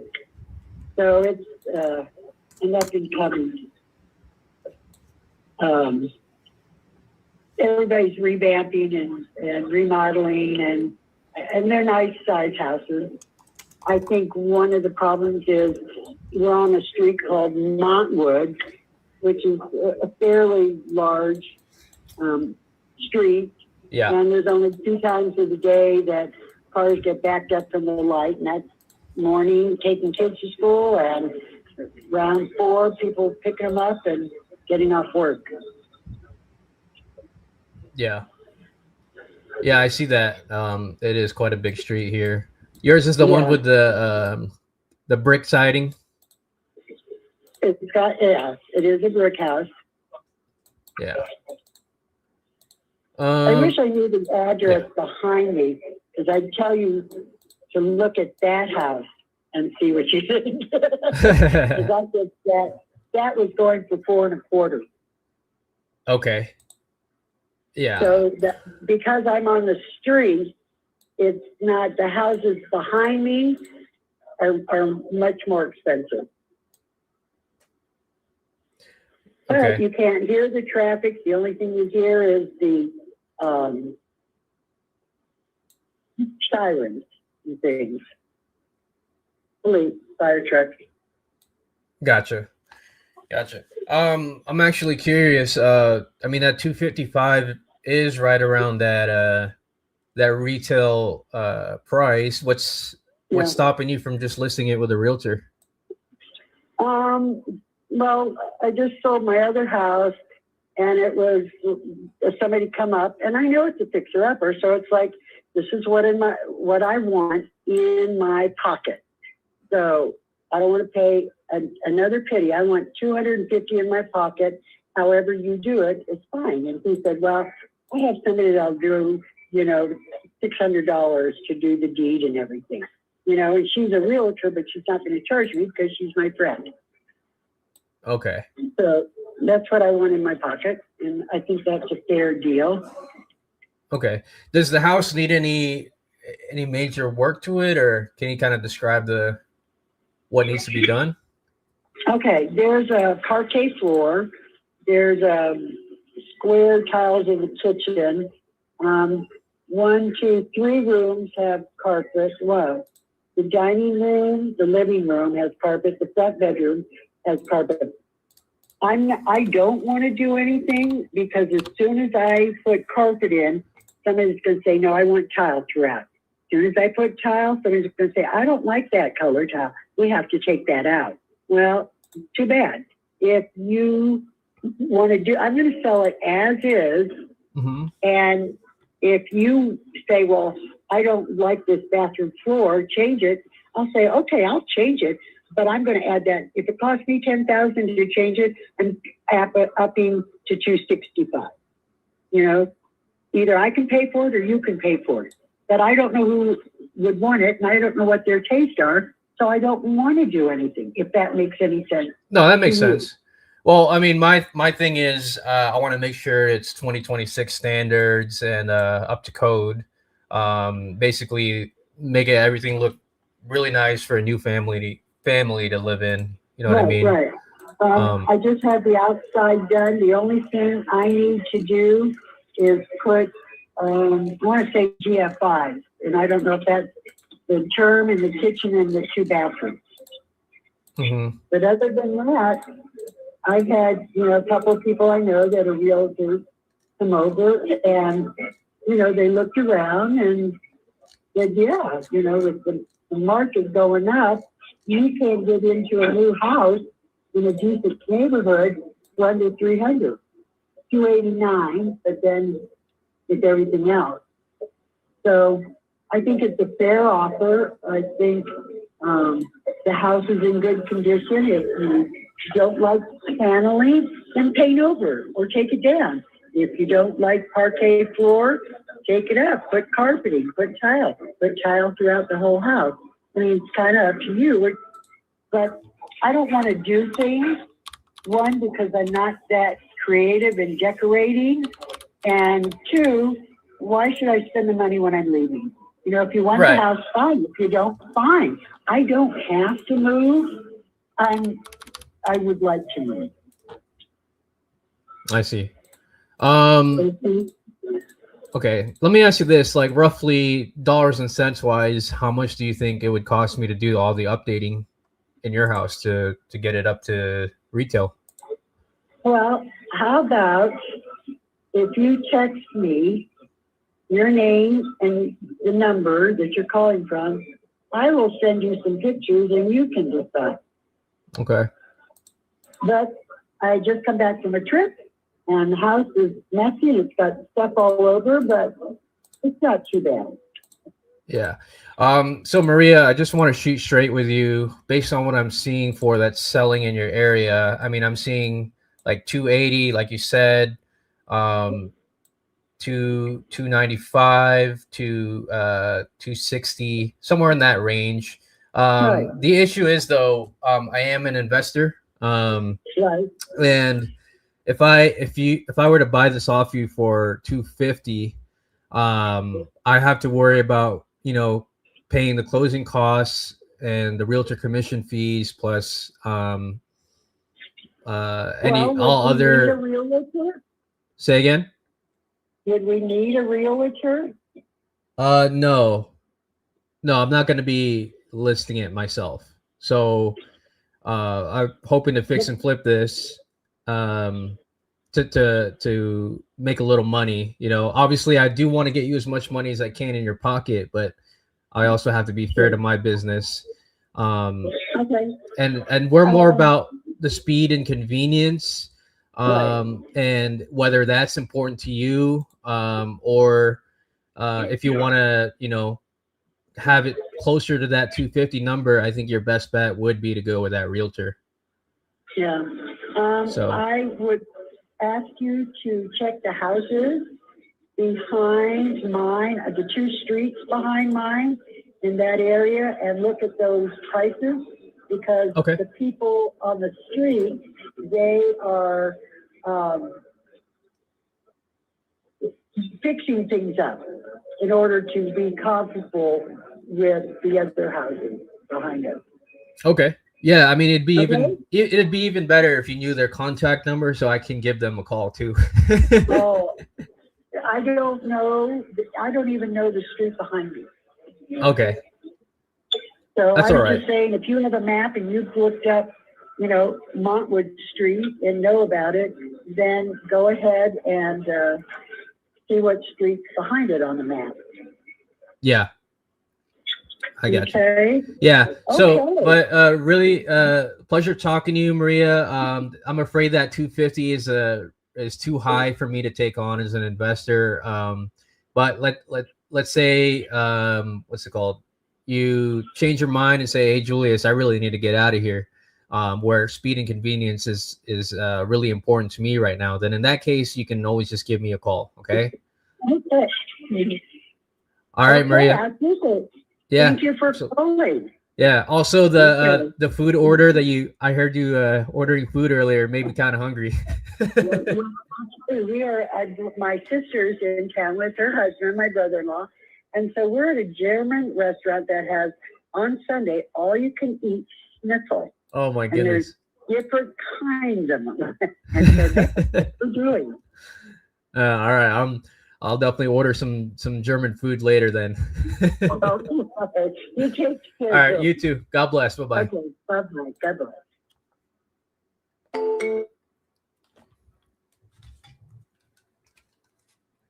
She didn't sound motivated. So why were you stuck at the 250s?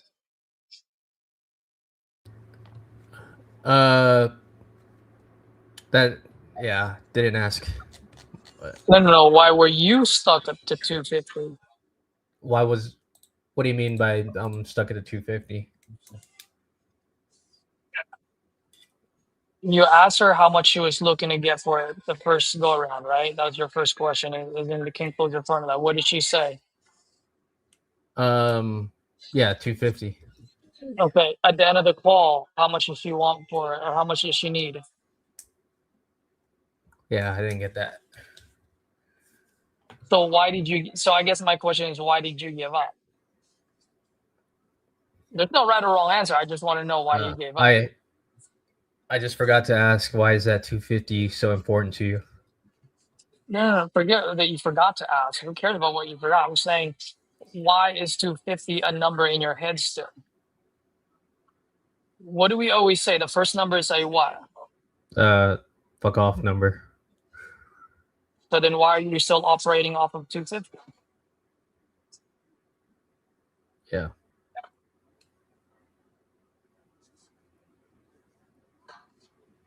You know what I mean? Yep. I mean, I kind of like where you were going with, because that's your style. So could I say you could have gone a different route? Yes, but let's just say you go with your style. What happened to educating her? How come you didn't educate her? I thought I kind of did, but not really. For everyone that's watching, I mean, Jamil and Melvin, if you guys are on a call, please unmute yourself.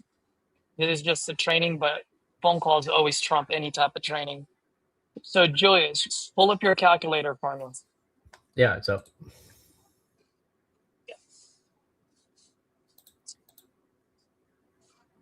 Melvin, my man, I want to hear you call.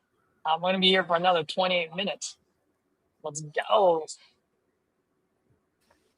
I'm trying to get some sellers to answer the phone. I'm leaving voicemail. Oh, you got it, baby.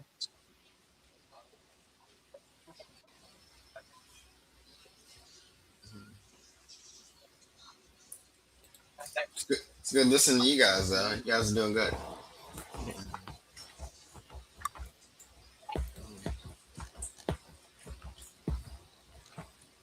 Why was she selling again, Julius? Relocating, moving with her daughter to moving into DFW with her daughter. So why is she selling again? Wants to relocate. So why is she selling? Yeah, good point. Congratulations, you're a glorified VA. The information you got out of her is the same information that I would read from speed to lead notes. Yeah. Oh, you're relocating your daughter. What's going on over there? Like, why didn't you ask that? Yeah. What's going on in DFW? How long have you been trying to move there? Why now? Yeah. Like, you've heard these questions many times, so why did you miss it at that point? And I'm not trying to put you against the fire here. I'm asking you because I'm trying to understand where your head was. Because once we know where your your mind frame or your mindset is, then we can correct it. So, Doctor, I was asking, like, why didn't you ask those questions? I simply just forgot to, and But why yeah. would you forget that?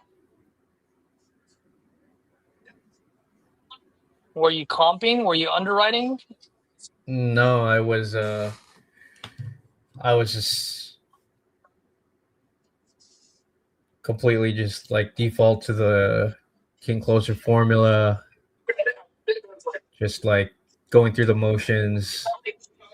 Didn't really dig deep. So that's what I was trying to get at. So you were performing, you weren't being present. Yeah. She said something. I had it, and I didn't send it on the private chat. She said I didn't need to sell, I didn't need to move, blah blah blah. She kept saying all this bullshit, which for me were just going one ear out the other. And then she gave me an opening. She said, "But I would like to." How did you respond to that? Do you remember? No. Of course you didn't. You said, "Oh, got it." That's our go-to, right? So I'm not calling you out on that because I would have said the same thing, right? And you're where you are in your journey. But here's my question to you. She said all the shit showing that she's got no motivation, and then she said, "But I would like to." What would be the right question to ask at that moment? What do you mean by that? Or yeah. You right? And if you run out of anything to ask, guys, just repeat the last thing they said with an inflection on your voice as if you're asking a question. You would like to? That woman would have opened up. And whatever she opens up with, at that point, you can ask multiple questions that will take the conversation somewhere else. So at that point, did your mind shut because you feel like she wasn't motivated? Like, Yeah. I'm trying to Exactly. understand where your mindset was. Yeah, it's just like just embracing no, asking for 250, house doesn't need much work. Like, I mean, she said she had a realtor who she didn't have to pay the realtor commission fees. I just didn't see a need for her to go with an investor like me. But then again, I didn't ask, I didn't So I dig think you deep. gave up a little too quick on that one. Yeah. So it's not so much that you were performing; you just gave up too quick. You made a decision. This woman is not motivated enough. You're cutting it. Which Yeah. is fine. But I was hoping for you to say that. I want you to just say that. I'd be like, Caesar, shut the fuck up. This woman is not motivated. I made up my mind. I don't want to talk to her anymore. Well, cool. I'm okay with that. Yeah. You know what I mean? But just pull up your calculator, and I want you to, Jamil, if you're on the phone, unmute yourself, or Melvin. But I'm not. Yeah, it's up. My calculator's up. let's pull it up on the screen. Oh, can I share from? Oh yeah, I can.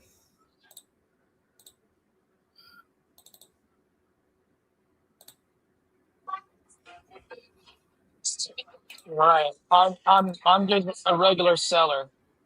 All right. Explain to me why 250 wouldn't work. So let's say you're the seller. Well, if I buy this off you for 250, and then I got to put in repair costs, and I got to pay all the realtor commission fees plus other business expenses I don't want to bore you with. Realtor commission fees. There's no realtors here. Why would you pay any realtor commission fees?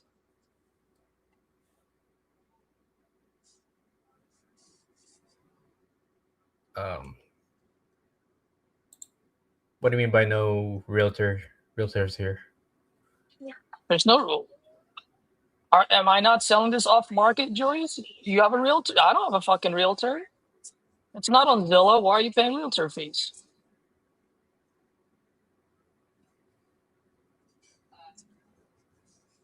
I'm a seller. I'm not a TU member. I don't know shit about your calculator. Well, Remember, we're role playing. I'm a seller, dude. yeah. the seller. So I do plan on listing this. I gotta pay commission fees for when I. Oh, so when you sell it, okay. I didn't understand because you were explaining it to me as if you're paying realtor fees now. Yeah. So as I was saying, if I get it off you for $250, then I gotta pay realtor commission fees plus the repairs just to sell it for $280. I mean, my all-in number would be $330,000, and I'll be down $50,000 from day one. Yeah, that's not gonna work. Yeah, so obviously I generally like helping people like you out, but at the same time I have to be fair to my business. I mean, what is it that you're absolutely trying to accomplish by selling this? Okay, cool. Good. So we gotta clean up on the way you explain it. Do you see how like the way you explain it is confusing? You're throwing realtor fees like you have realtor fees right now. So just say closing costs then? Yeah, people don't give a shit about your all this shit. It's just the way you explain it. Like if I buy this off you at $250, I gotta pay realtor fee. Like, no, you don't gotta pay realtor fees when you buy it off me at $250. You can say, hey, if I buy this off you to $250, and then I put in the repairs at $30,000, like you mentioned. After I do all of that, I gotta put it on the market. So at that point, I gotta like you're jumping from A to Z without explaining right. You get what I mean? So that's why I'm saying it's confusing. And she called you out on it, right? Didn't she ask? She did. Like, oh, you're listing this? Like, yeah, she did. She did. Exactly, bro. Because she doesn't have your calculator. She's not part of TU. Why would she fucking understand what you're saying? Mm-hmm. Right. So just I wanted to point that out to you because from the other point of view, it is very confusing. From your side, it's not because you understand, but from their side, they don't because they don't have a calculator. Yeah, makes sense. Thank you. And then the other side of it was digging deeper into why she's relocating. Oh, what's got you moving out there, and how? Yeah. Why now instead of earlier, or stuff That's like right. that. That's right. So you missed all of that. So because you missed all of that, I if you notice, I didn't put anything in the private chat because I wanted to see where you're going to take it, and you were going to go here. So my question is, how come you didn't do this? You were going there, and then you stopped. So I don't know why you stopped. Yeah. So why did you stop? I guess like nerves, not being present. Yep, that's why I'm being an asshole to you. Because remember, I told you I want to be an asshole to you moving forward. Because I'm going to put you under pressure. Because you're going to get under pressure with sellers. You can't break when you're with the seller, bro. You were going there, but you let her because she asked you that question about the realtor fees. You got stuck. Don't get stuck. You're already there. Keep going. Yeah. You got nothing to lose at that point. Because if you just did what you just did with me right now, and you asked her the fail safe, maybe, just maybe, she would have opened up to you. And then that conversation could have gone somewhere again. Yeah. Right? So you missed it in two spots. You missed it in other spots, but the two main ones, what she said, but I would like to. And you didn't probe and clarify on that one. And then the second spot was here, which was your fail safe moment, and you didn't. Yeah, it's those those keywords that like I had to like be present to catch it like that, Like I know Edward was kind of talking about it yesterday, like, oh, you stop it right there. Oh, like what do you mean by that? Like, and that snappy decision of just probing deeper, I think is what I need to work on. Like just being present, honestly. Bingo. That's it, bro. You don't have to think of what Caesar would ask or how Tyler would have simplified it or how Hyro would have framed it the right way, how Edward would have asked that question. No, you don't have to think about all of it. All you have to do is just pay attention to what they're saying. And if there's something you do not understand, You deserve all the rights to ask that question. Why? Because you're buying their fucking house. Yeah. 100%. And when she told you that she doesn't need to do this, she doesn't need to move, she doesn't need to, but I would like to. Are those two statements going the same direction, or are they polarizing statements? Polarizing. So if they're polarizing, then you got to probe and clarify. So which one is it? Do you need to, or do you want, like, well, what's going on? Talk to me. Yeah. Yep. Tyler, Coach T.O. from Ohio is in town. Yo, yeah, just stopping by, see what's going on. Let's go, dude. I'm in the middle of doing laundry and cooking and everything, so. But I'm here, learning. We're always learning, Tyler. I Yep. learn from you all the time. Caesar, you do another 100 days after this? No. You said no? No. No, I am actually. But it ain't going to be online.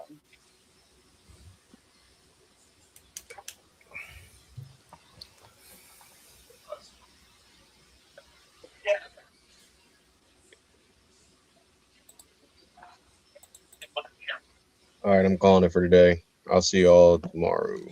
You done for the day, Later. Jamil? Yeah, I'm gonna go finish running errands and everything like that for today. Good job, bro. All I'm right, going to get so, going man. in 14 minutes too. But I'll hang on till then. Sounds good. Melvin, let's make a call, dude. We got 14 minutes. Let's go, baby.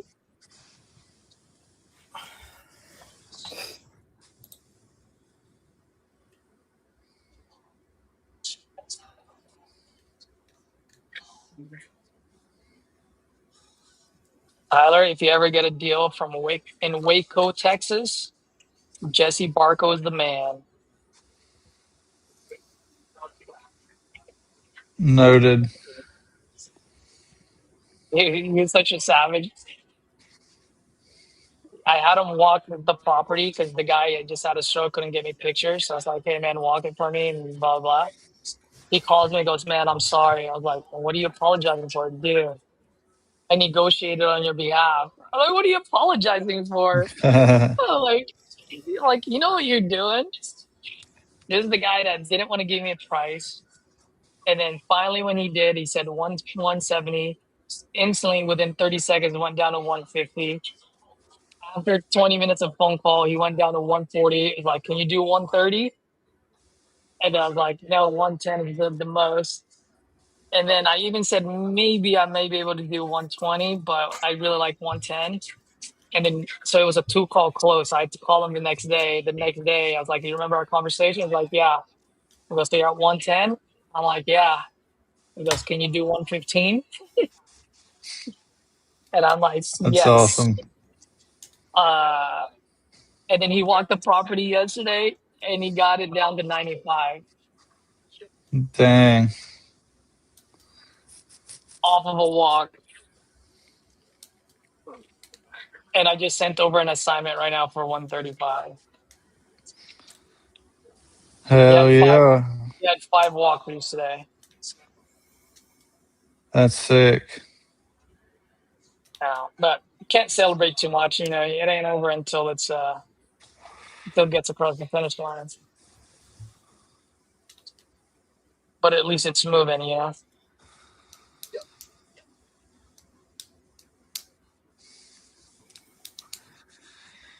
Yeah, well, I'm going to finish up this dinner and stuff. I just wanted to hop in, see what was up, say hello. Tyler, Getting always close to the end, so. Yeah. Sounds good seeing you, good. buddy. Yeah, I will see y'all later. Have a good one. Later. Cool. Later. Who the fuck is Jose?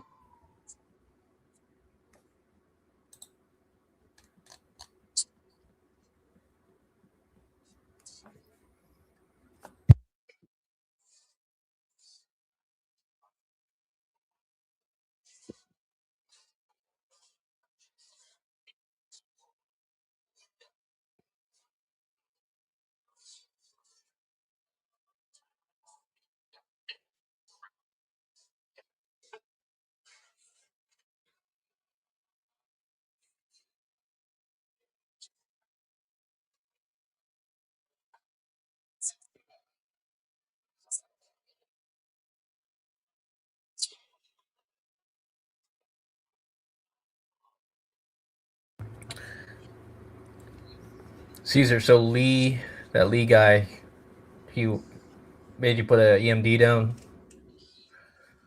Yep, $2,000 non-refundable. Wow. I told him I'll deposit on the 14th day or the 15th day after a 14-day due diligence period. Wow. So your contract had an inspection period? Yep. For a 14-day due diligence period. I was like, so that means I gotta wait and subject to the inspection? I'm like, yup. I'm like, I'm not buying a sight unseen.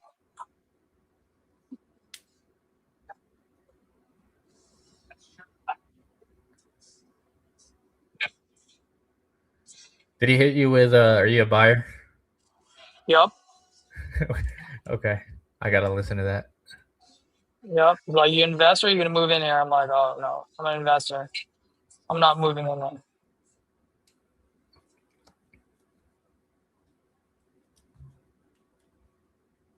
Yeah, it's a good call, man. You gotta watch it.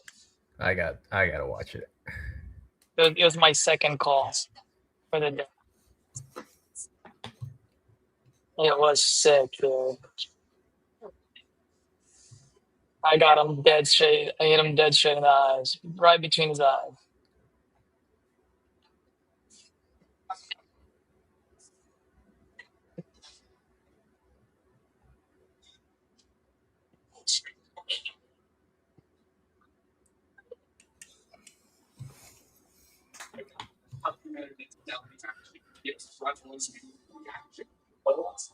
So it kind of kill everybody.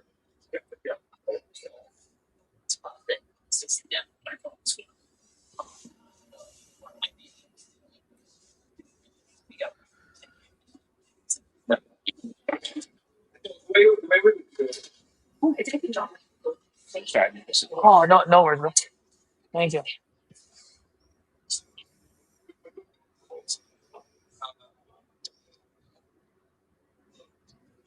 Mary, no, but one of my biggest ones.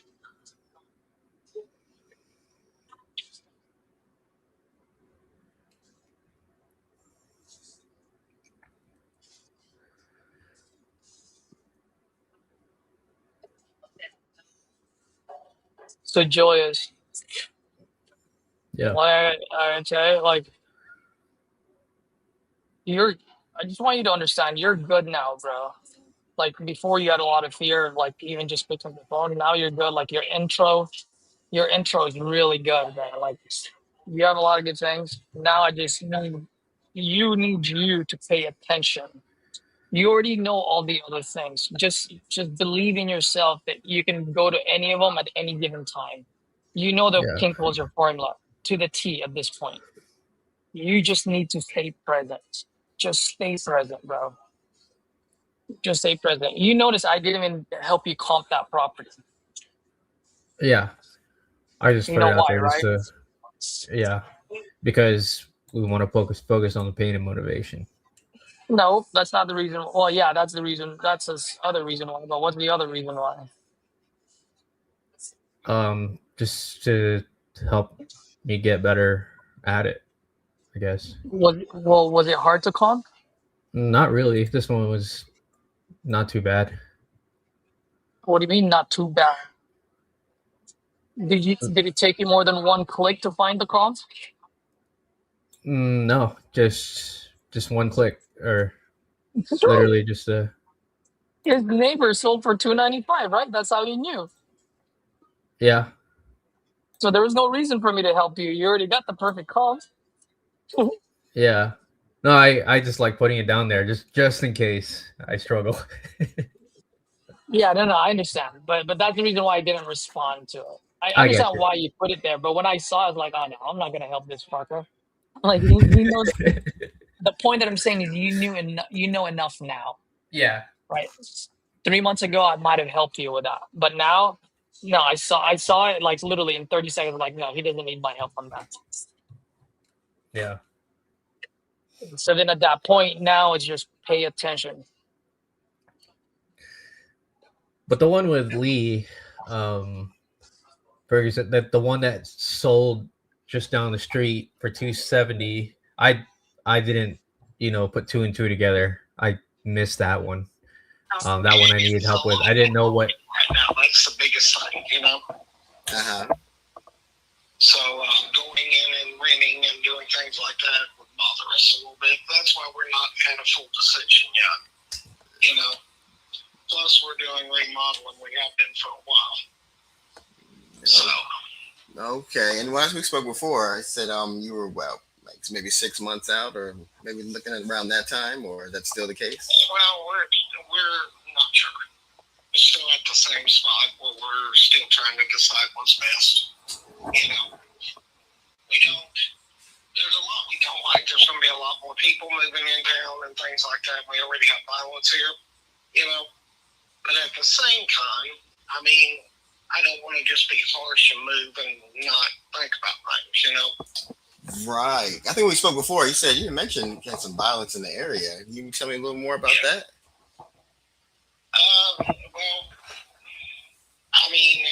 We've had like several shootings in the last few months in the area. Now, it's all over the Paducah. It's not just here, Mm-hmm. But, a lot of it is economy, That's always going to play a part. And then you've got the fact that it seems like people tend to more argue nowadays than they ever did. One of the reasons I moved here is because I felt like people got along here better and you didn't have as much diversity here. And lately that's kind of been going away, Oh. And I think that's politics, a lot of it, and things like that. But in the end, it still makes it a hard situation. Because I'm just one of those people that believe we're all humans, Right. And we're going to find common ground somewhere. And it doesn't feel like the country feels that way right now, Right. I understand. And I think it's hitting everywhere, I really do. I don't think it's just Paducah, but at the same time, if we do move, we're going to find a place that's royal and not around a lot of things, Because the original reason I moved to Paducah was to raise my children in a safer spot than the cities, Yeah, because I was raised up around the Chicago and Indianapolis area. Oh, okay. Yeah, so for me, I seen a lot of stuff when I was younger, and I just didn't want my kids to see that, Right. And you feel maybe the area right now is turning back to that, to maybe how you grew up and starting to turn into that type of environment? Yes, man. I think people are hating for no reason now. That's really how I feel about it right now. It's just, we had almost got to where I felt like we were all starting to be on common ground and stuff like that. And now it just feels like nobody can agree on anything no more. And everything's always politics anymore, And I'm a firm believer that people up in Washington don't care about us and us fighting each other. It's never been about us, color, religion, nothing like that when it comes to Washington. It's been money. And that's all our people, the human, that live here in America have fought over. Is everything but that. Right. None of us realize that money is controlling everything, but yet we find the pettiest things to fight over, I just never really cared too much for racism, racist people. I just don't believe in dividing people for no reason, And I feel like it's pushed. I think it's pushed on us, and people want that to go on us, Because I grew up in a non-white neighborhood, and I never felt the difference. We had bad people, don't get me wrong, but they were bad people, Yeah. But I've raised my children not to see that way. I've always told them to look at the human inside. Don't look what you see at first. Look at judge them by what they do. Right. And I've always thought that's the best thing to do. But I don't know. Lately, it just feels like the whole country is going stupid. Yeah. Right. And I remember we spoke before, you're kind of conflicted because you're telling me maybe some of the stuff you're telling me now, but yet you said there might be building up in the area. So That's why you're kind of conflicted. Still conflicted me because I don't. The way when you're in the city, you realize real quick that when you already have crime and you add more people to it, because I know what the city's like, and you add more jobs. But when you're replacing and bringing people in for those jobs, you're really not building the influence for the city itself. You're building for the companies that's coming in. Okay, now then you got the factor that people are going to leave. Your people lose their jobs. That adds into our economy too, and that's, you know, when they're used to making a lot of money and they go down to nothing, that pushes people to do rash decisions, you know. So it's growing up where I came from, I know how numbers work against cities, you know, they do. So if you add a bunch of people, yeah, everything in values will come up because people are going to see it that way. But I can name off towns that me and my wife looked at several times now, and the first thing I thought was, you know, this is going to be a nice thing. They're building up for it and stuff like that. But then you look 2 years later, and all of a sudden you start seeing crime again.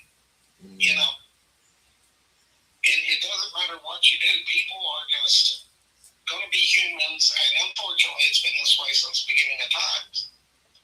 And I just don't know how to feel about it. I guess, you know, I'm different. Right. But you can't have a lot of people and expect it to fix problems. You got to fix the problems first before you try to add new problems. You know, and our town could be a beautiful place, but it really could. But I mean, I'm also Gen X, and I think that some of this is due to when I was a kid, we fight. You know, if I had a problem with my friend, we fought it out, and we may be friends again, or if it was bad enough, we wasn't, but we didn't do the petty stuff.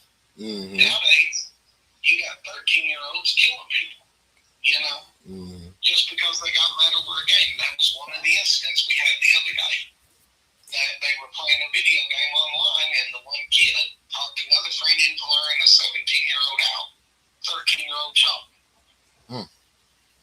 You know, I mean, that's something that wouldn't have happened back in my day. It really wouldn't have.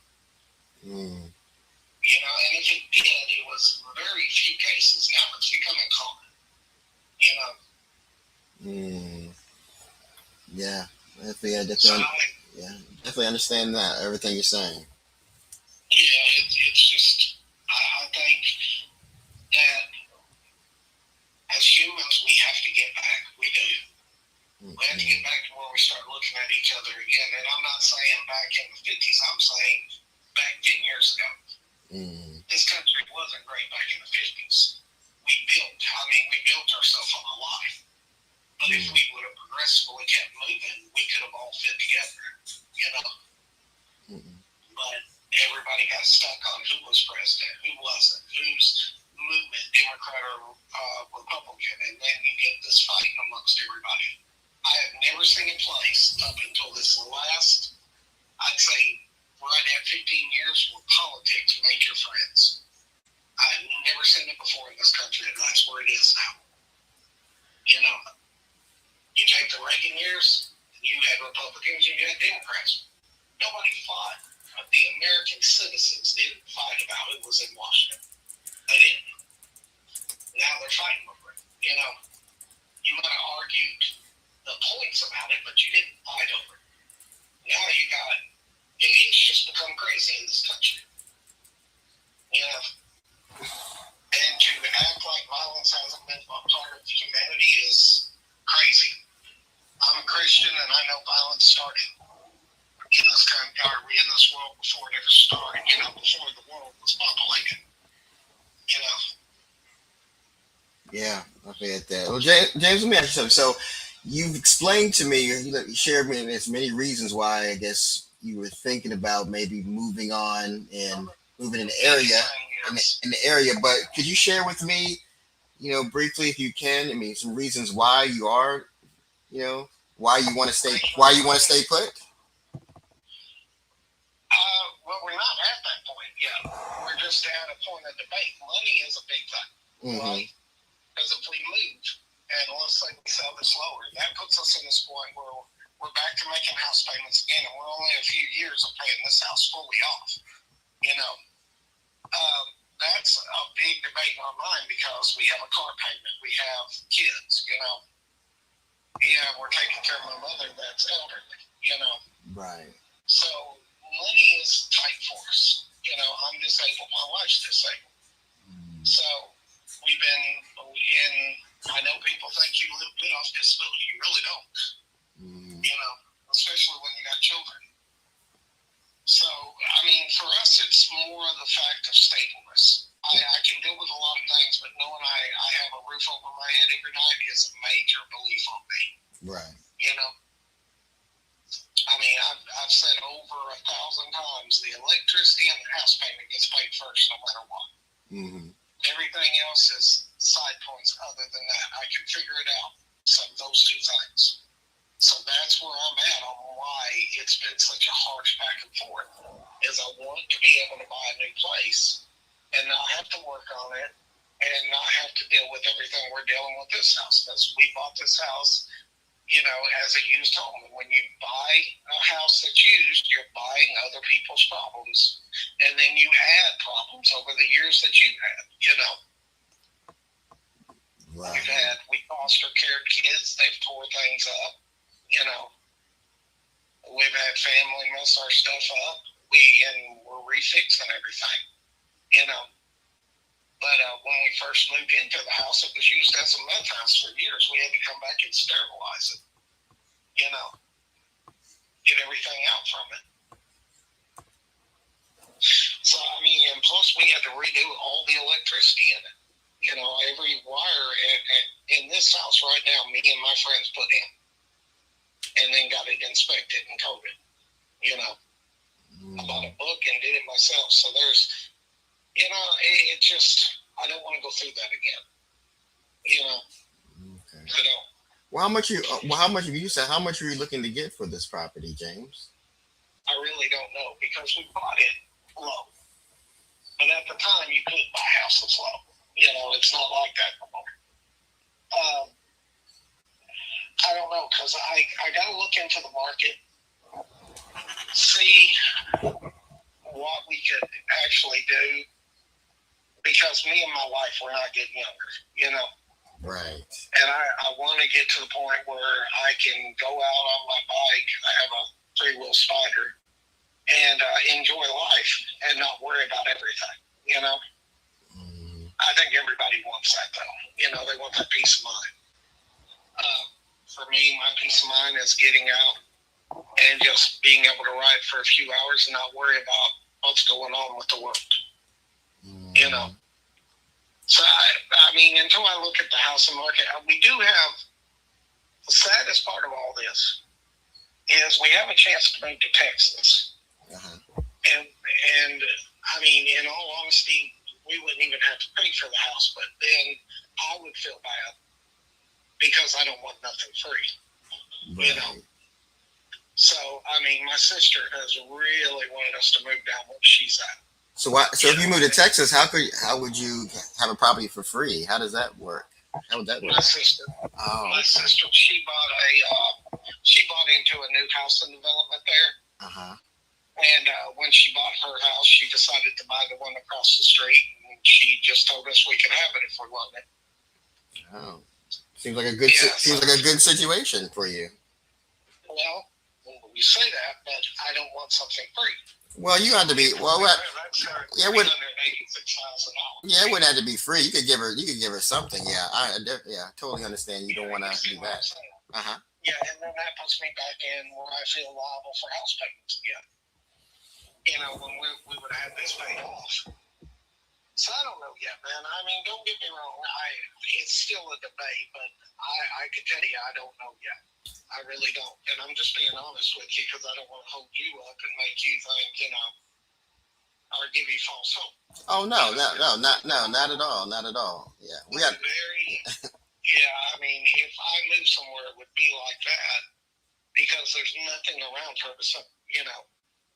I'd go all the way to Houston, which is not far from there. Don't get me wrong. It's about 20 minutes, but at the same time, it's 20 minutes from a city, you know. Right. And I like the fact there's no HOA there. I don't want HOAs, you know. Right. I've always been against those because things happen, and I don't want other people telling me what I should have to do with the land I own. You know. Right. I've been with the big a few times over stuff like that, and I fixed the problems. But like I told them, you know, I get it. But when I bought my house, I didn't buy Paducah. I bought my house. You know. So I mean, I had a real bad hip and I had to have surgery. And they were on me so bad about keeping my yard mowed and threatening me and stuff. And they had no idea, you know, and even when I told them, look, I honestly, for almost 6 months, can't get out and do nothing because I'm recuperating. They didn't care, you know. Yeah. So I was lucky enough to get a zero term, buy a brand new zero term this year. And that's took care of it. I don't have to worry about it no more. But, you know, it makes me, that's where we're at with humanity. It's not nothing for us no more. It's the dollar, you know? And it's unfortunate, but without that dollar, we don't make it. Yes, I definitely understand that. And James, I really would like to, you know, everything you're telling me, I appreciate you discussing all this with me. And I really would like to, you know, help. Like a really cool dude. I enjoyed the conversation we had last time, but, you know, I'm just curious though, if I did make an offer, you know, how would you know whether to accept it or not if you don't like have a number in mind? Yeah, that's where I'm at right now because we don't talk about. I know what they say is the value of the house, and with me saying that, I also understand.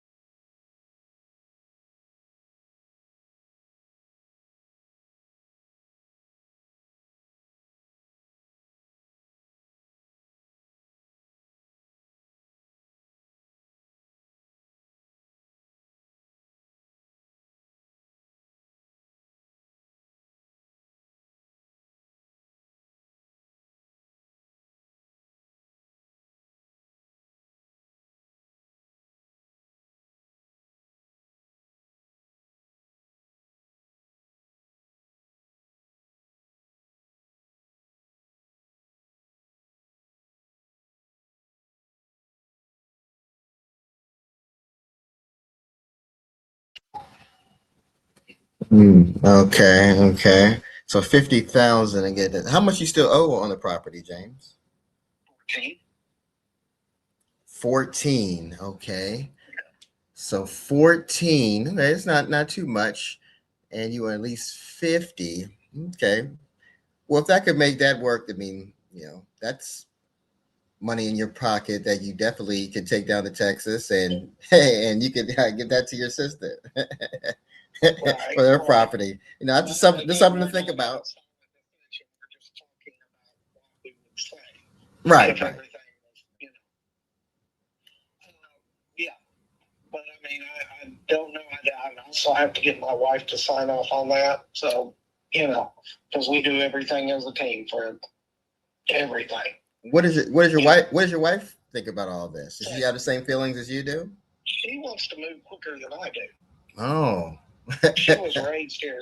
I at least got to travel the world and do things when I was younger. She never has. Right. She has only been in Paducah, Kentucky her whole life. And she has watched it go from being a really rough place when she was young to a decent place, now going back to a rough place. So she's like, yep, I'm folding. You know, she's more prone to want to get out of this town than I am. So, and I mean, and that's probably the biggest problem we got is I've moved around and I know what it's like to move. Right. You know, she's never had to move. So, yeah, I know, baby. She's only moved 3 times in her entire life. Oh, that's it? Okay. Yeah. And they've all been in town. You know, she has never even been out of this country. I mean, me, I've been to Japan. I've been to Europe. I've been, you know, and I mean, and when you move, because I'm a Navy brat, when you move a lot, you start realizing there's an importance to home. Right.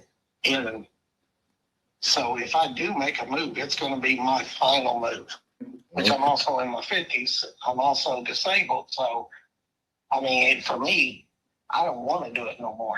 I just want to get somewhere, set the land down, and get everything ready where I can be and enjoy life. Have my nieces and nephews come down, enjoy my kids, because we still have small children too. Oh, okay. So I just, and I mean, I really do want to get away from the world somewhat, because I just feel like it's going nuts right now. People just can't be happy no more with being themselves and who they are. It's crazy. I mean, it's probably harder for me to understand because I grew up in a neighborhood where we had a lot of diversity and nobody got mad. We were more worried about who was coming in and messing with us than we were, anything else. We protected our people, which was everybody that lived in that area. Outsiders that came in causing trouble, those were our problems. Right. And I'm glad I got raised that way, because I wouldn't be the way I am now. I hear so many stupid comments because people weren't raised that way. They ever had to struggle to survive, they'd change, But a lot of these people that start in a lot of these fights have never really struggled. Never. Yeah. So, but man, me and my wife would debate it, and you're free to call anytime. I appreciate you, man. Oh yeah, I mean, I totally understand it, and I appreciate you, talking with me as well. I greatly appreciate that. Appreciate that. Well, I'm gonna give you another call. I'm gonna check back in maybe like another month or so, and just to see where you're at here. But it's good that you used to have a number now. You said maybe no less, maybe around 50,000. You owe 14. So okay, that's good. So have some kind of numbers I can kind of base some things on while you're still thinking on your end. You and your wife are thinking on your end about what you guys want to do. But I appreciate you. I appreciate just having this conversation, and I still want to be able to help you out here, James. I definitely want to. We've had some couple great conversations, and it looks like you are trying to move, like your wife wants to move even, more than you do at the moment. But it looks like you're both kind of you're figuring things out. Things are going to be good. Okay, right. I understand that as well. I definitely understand that. Okay. Well, what I would do, I'm gonna check back in with you maybe about a month or so, and see how things are. Is that okay? Yeah, man, you're free to call anytime. I'm open. Okay, James, I'll do that. Oh man, you're in Washington too. I'm sorry. Huh? You're in Washington. I'm sorry. It's all good. Okay. Yeah, just watch your back there, bro. We know. I'll do. Okay, James. All right, take care. And I'll save the number. Okay, please do.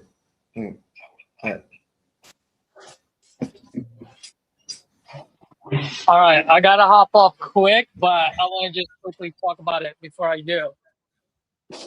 So, quick question: can you guys hear me? Yes. So, why did we end the call? Why did end the call? Because he's not looking to sell right now. I mean, he just gave me a whole backstory. Like the whole backstory, I've talked to the seller before. This is my second time talking to him. But I told him I was going to reach back out in a month. I talked to him a little month ago and said, basically, I'm going to reach back out, every month or so. And he said, that's fine, just to see where he's at. And I've actually got some more information on this call than I did on a previous call, because he didn't give me any numbers really on a previous call. On the first call. So actually we got some numbers, how much he wants roughly and how much he owes on the property. So that's a good thing. So when is he looking to sell? He doesn't know. Like I said, his wife is. So if he doesn't know when he's looking, to sell, then why are you talking to him? Well, that's why I'm checking back. Well, he said maybe about 6 months, actually. But he wants me to stay on top of him just to see, where he's at, though. He's still thinking about things and stuff. That's why I'm just checking in monthly. Which is totally cool. I get that. So can I give you some feedback? Sure. All right. this business is all about speed and volume, right? You were on the phone with him for how long? I don't know, like 20 minutes maybe. Yeah, so you were on him for 30. 20 minutes. All right, so Kanye West said it best. One of my favorite rappers, the old Kanye, said it best. You're either getting laid or you're getting paid. When you're doing one, the other one's getting away. So why are you on a phone with someone who doesn't know when they're going to sell? I'm usually not. I just did it with this guy because we spoke, before. We had a good rapport. So I'm getting more Which is fine. information. Yeah, I'm getting more information from him each time we speak. Yeah, all right. So that's cool. Like, I just wouldn't spend that long. Yeah, I'm usually not on a call this long with anybody. Just this Okay, particular good, guy. good. That's good. Yeah, That's good. yeah, That's good yeah. to I'm know. not. Just this particular guy I was because I guess he wanted to hear me speak and stuff. So I got on a call to reach out to this guy so you can hear a little something. So what's the ARV on this one? ARV is around 85. And he wants maybe around 50. I probably can get him lower than 50 though, but it's around 85 Okay. right now. So then if RJ was here, what would he say? What bucket is he in? This seller.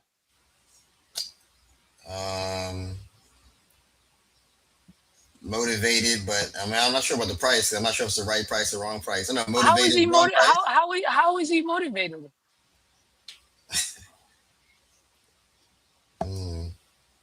No, I want to know because I want to try to correct, not correct, but I want to understand. How is this guy motivated? I mean, there's different levels of He's not motivated, but I can sense it based off the couple of conversations we've had. Melvin, you he's sound getting like there. him. I'm asking you a question. Give me a fucking straight answer. You sound like him. How is he motivated? I guess he's not motivated. I mean, I don't know because I don't know the first call, so I'm asking, and we could only hear half of the call. So I am genuinely asking you, how is he motivated? Because you say he's motivated, so there's a reason why you say that. So how is he motivated? So he's motivated. I guess the way I see it is because the area, it's gotten worse. There's violence in the area. It's just becoming really bad, and he doesn't want to raise his kids. So has young kids, and he doesn't want to raise them in that environment. It was good when he first got there, but it's got progressively worse over the years. But he has to think about it just money wise. If he sells this property and he has to pay off he just wants to make sure his money is together. And it pretty much would be a good financial move for him to move at this time. He wants to be sure. So he's kind of conflicted between the area being bad and wanting to move and just having enough money once he sells to be able to get something else. So he's kind of conflicted right now. So where is he moving to? He's moving to Texas. His sister actually offered him a place for free, actually, but he doesn't want to. Okay. He doesn't want to take it because he doesn't want anything for free. He wants to be able to pay, something and stuff. So all right. So if you sound like him. If he was to pay his sister, how much does he want to pay his sister? He doesn't know. Why not? Because he hasn't gotten that far. He's just telling me what his sister offered, but he hasn't gotten that far as how much he would pay her, if he would pay her at all. He wants to give her something, but he doesn't know. Basically his sister offered him that deal. Pretty much had the place for free. But he doesn't necessarily want to take it because he wants to pay his sister something, but he doesn't know how much he would want to pay her, even if he accepted. All right, so Melvin, if I'm hearing you correctly, you're saying you want to move because it's gotten worse and you're afraid for your kids, right? Did I hear you correctly? You're the seller now. Did I hear you correctly, Melvin? Yes. So what happens if when you say violence, is there like drive-bys going on there? Like no, it's not that violent. Just some robberies and some killings in the area, but obviously it's not as bad as he's just mentioning it in passing. Okay, okay, no, stop. I just asked you a simple question. So some killings. So hey man, I know you want to get your kids out of there. Let me ask you. I mean, knock on wood. What if something happened to your kids? What's the cost of staying there versus cost of going to Texas now? Just have to make sure to make sure the money's right first. Got to make sure this So, move gets us financially. so what's more important to you, money or your kids? They're both important right now. Perfect. So then let's do business. Let's talk.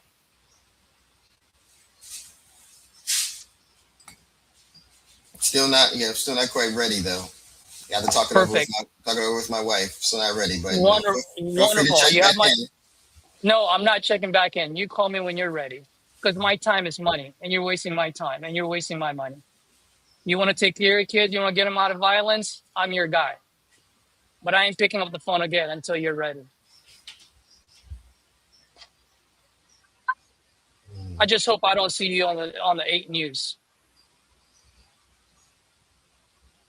Bro, I'm dead serious about it. And I'm telling you, because it's speed and fucking volume, bro.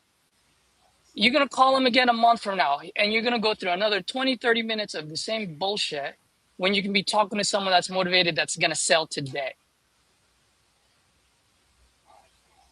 There's nothing wrong with you following up. I'm actually glad you followed with him today because of your first call. That 100%, I'm with you on that one. But I just would not run that call for 20 minutes if he cannot make a decision today. That would have been my first call. I've been the first thing, hey man, I know, hey, where are you at? No. Hey, look, I know you love to talk and I love hearing your voice, Melvin, but are you ready to sell today? Oh, no, you're not. Great. Call me next month. No, you can call me. No. I don't know if you understand. I don't give a shit whether I buy your house or not. I can buy any house. So you talk to me when you're ready to sell. Because what that means, now you're valuing your time, Melvin. That guy took food away from your... Do you have kids? Yes. All right. Well, he just... Congratulations. He just took food off your plate. Because the 20, 30 minutes you spent on him, you could have been spending on someone else. Right? And I'm just saying it. And look, I don't know you and I don't know your experience. Maybe I'm talking out of my ass and I'm sorry. But for me, that was just... I would just be quick. I would be nice. I'd be like, hey, man, I want to follow up. Okay, cool. You're not ready to sell yet? You don't have a price? Cool, man. Let's talk later. I'm done. I don't care about your life story anymore. Okay. Fair enough. You know what I mean? That's all. You got things. I don't know. At least you got the price, and that was a good thing. But at that point, my structure of my call would have changed. Now I'm taking charge. Because now I have a price. And not only do I have a price, now I know he's in a no motivation and wrong price bucket. Because he just told me ARV is 80 and he wants to sell it at 64. Or 50. But doesn't he owe 14? Yeah, that's right. True. Mm-hmm. Okay, so that's 64. And even at 50, it's still a wrong price bucket. Right. So at that point, for me, so there's a difference between small talks and small talks with a purpose. My purpose is to solve problems and make money. My purpose is not to be a counselor. You were a counselor at that moment. Now, I'm not saying that's who you are. I'm just saying in that call, I felt like you were, because the guy just kept talking. Right. The guy kept talking. I kind of like the way you were answering my question, bro. Like, you don't got to justify yourself. I'm just asking. Just tell me straight up. What is it? What is it? It's like, because it's like this. Boom, boom, boom, boom, boom, boom, boom, you know? Mm-hmm. But I got to hear your call, man. I like it. I like towards the end because you got, for me, once he told you that he needed 50, that's when the conversation started. Mm-hmm. Everything before that is just fluff. It is absolutely useless. Waste of space, waste of time. Mm-hmm. But when you muted, you accidentally muted yourself and you unmuted, boy, that's when I'm like, man, now I'm ready. Mm-hmm. Now we got something. And then that's why when I came back, I was so surprised when you're like, I'll call you back in a month. I'm like, wait, what happened? I'm like, did he make an offer? Did he at least educate? Did you at least educate him? No. On why that 64 wouldn't work? No. You know, so I didn't, that's because I was pretty much pretty much listening to his story. I was kind of captivated, actually. I wanted to hear more of the story, and guess to hear that those pain points and why he wants to sell or not sell. I want to know more of the reason why he's conflicted, and then I can use that, But he did give you some though. So when were you planning on using them? The next call, maybe. Why? Because it looked like he was ready, just wasn't ready, and so I pretty much give him time to think about it, and then get him on the next call. That was my mindset, because he wasn't going to do anything on this call. He just wanted to talk. Which is fine. I get that. I get what you're saying, and I'm 100% in agreement with you. I'm okay with that, right? But your actions doesn't reflect the words that are coming out of your mouth. If you know he's not motivated to sell today, then that person does not deserve more than 5 minutes of your time. Okay. Does not. Why? We here to be part of the fucking view? Am I here to be part of fucking, what's his name? He's one of my favorite comedians. Bald-headed guy, thick mustache, black dude. What's his, Steve Harvey? No. I'm here to make fucking money, man. Our job is to find underpriced assets that we can flip into profit, where we can find solutions. That wasn't that. So that's all I'm saying, bro. Like, I think your mindset was right. I just don't understand the execution. I don't understand I'm going to get as much information so that I can go for another call. No. I don't need as much information if you're not ready. If you're not ready, that's all the information I needed to know. Right. I get it. But you did get information though. So that's what I'm saying. So if you got information, then you got to utilize it at this moment, not next call, now. And this is what, I don't know if you've ever seen this, but this is what RJ meant in 2024, maybe 2023, when he made a short video saying follow-ups are for suckers. He didn't mean do not ever follow up. He doesn't mean every call is a what's the word that I'm looking for? Is a deal close. It's a one call close. That's not what he meant by that. What he meant was you gotta close every single call. So what is the close here? What is the attempt? The attempt is to just set another phone call, right? So if the attempt is to set another phone call, all it takes is a quick 30-second. Oh, you're not ready? Great. Hey man, I'll call you next month. That's a close. Okay. But good shit, man. I want to hear you more. I'd love to help. I think let's get in front of someone that's not that much of a talker, and then you can see the structure here. Real quick, Caesar, before you go. You're confident on the phone, though, Melvin. Huh? That was good. So you're very confident on the phone, though. That's good. Yeah, I try to be. Yeah, thank you. Appreciate that. Yeah, for sure. Julius, what were you saying? I said, real quick before you go. So I liked how you created that urgency there. What's the cost of keeping your kids in there versus the cost of the money? Is that the urgency part that I'm just going based on what Melvin told me. So if that's really his motivation, I would have gone, all right, man, you're telling me you want to get out of there because of violence, because you want to keep your kids safe, but you haven't acted. So I'm just a little bit conflicted here. Well, what's going on? Do you actually want to get out of there, or do you just want to keep pulling my dick? Because that's all I have right now. Yeah. Right. Yeah, I could have used that. I wasn't even thinking about that. Definitely, I could have used that. Yeah, but it's information that was there, right? So if you think that's a motivation, you got to pull on it. If you feel like it's a motivation, you pull on it. Why?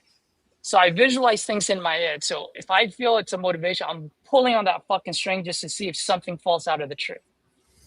If something falls out, I'm gonna keep pulling. If nothing falls out, I'm pulling on another string. I'm pulling on another string. After the fourth string, if nothing falls out, bro, you ain't worth my time. I'm out of here. Because it's opportunity cost. Kanye said it best. You're either getting paid or you're getting laid. When you're doing one, the other one's getting away. So when you're on a phone with a non-motivated seller, guess what? Hyro's calling the next person in your list. and that next person on your list is the motivated one. Mm.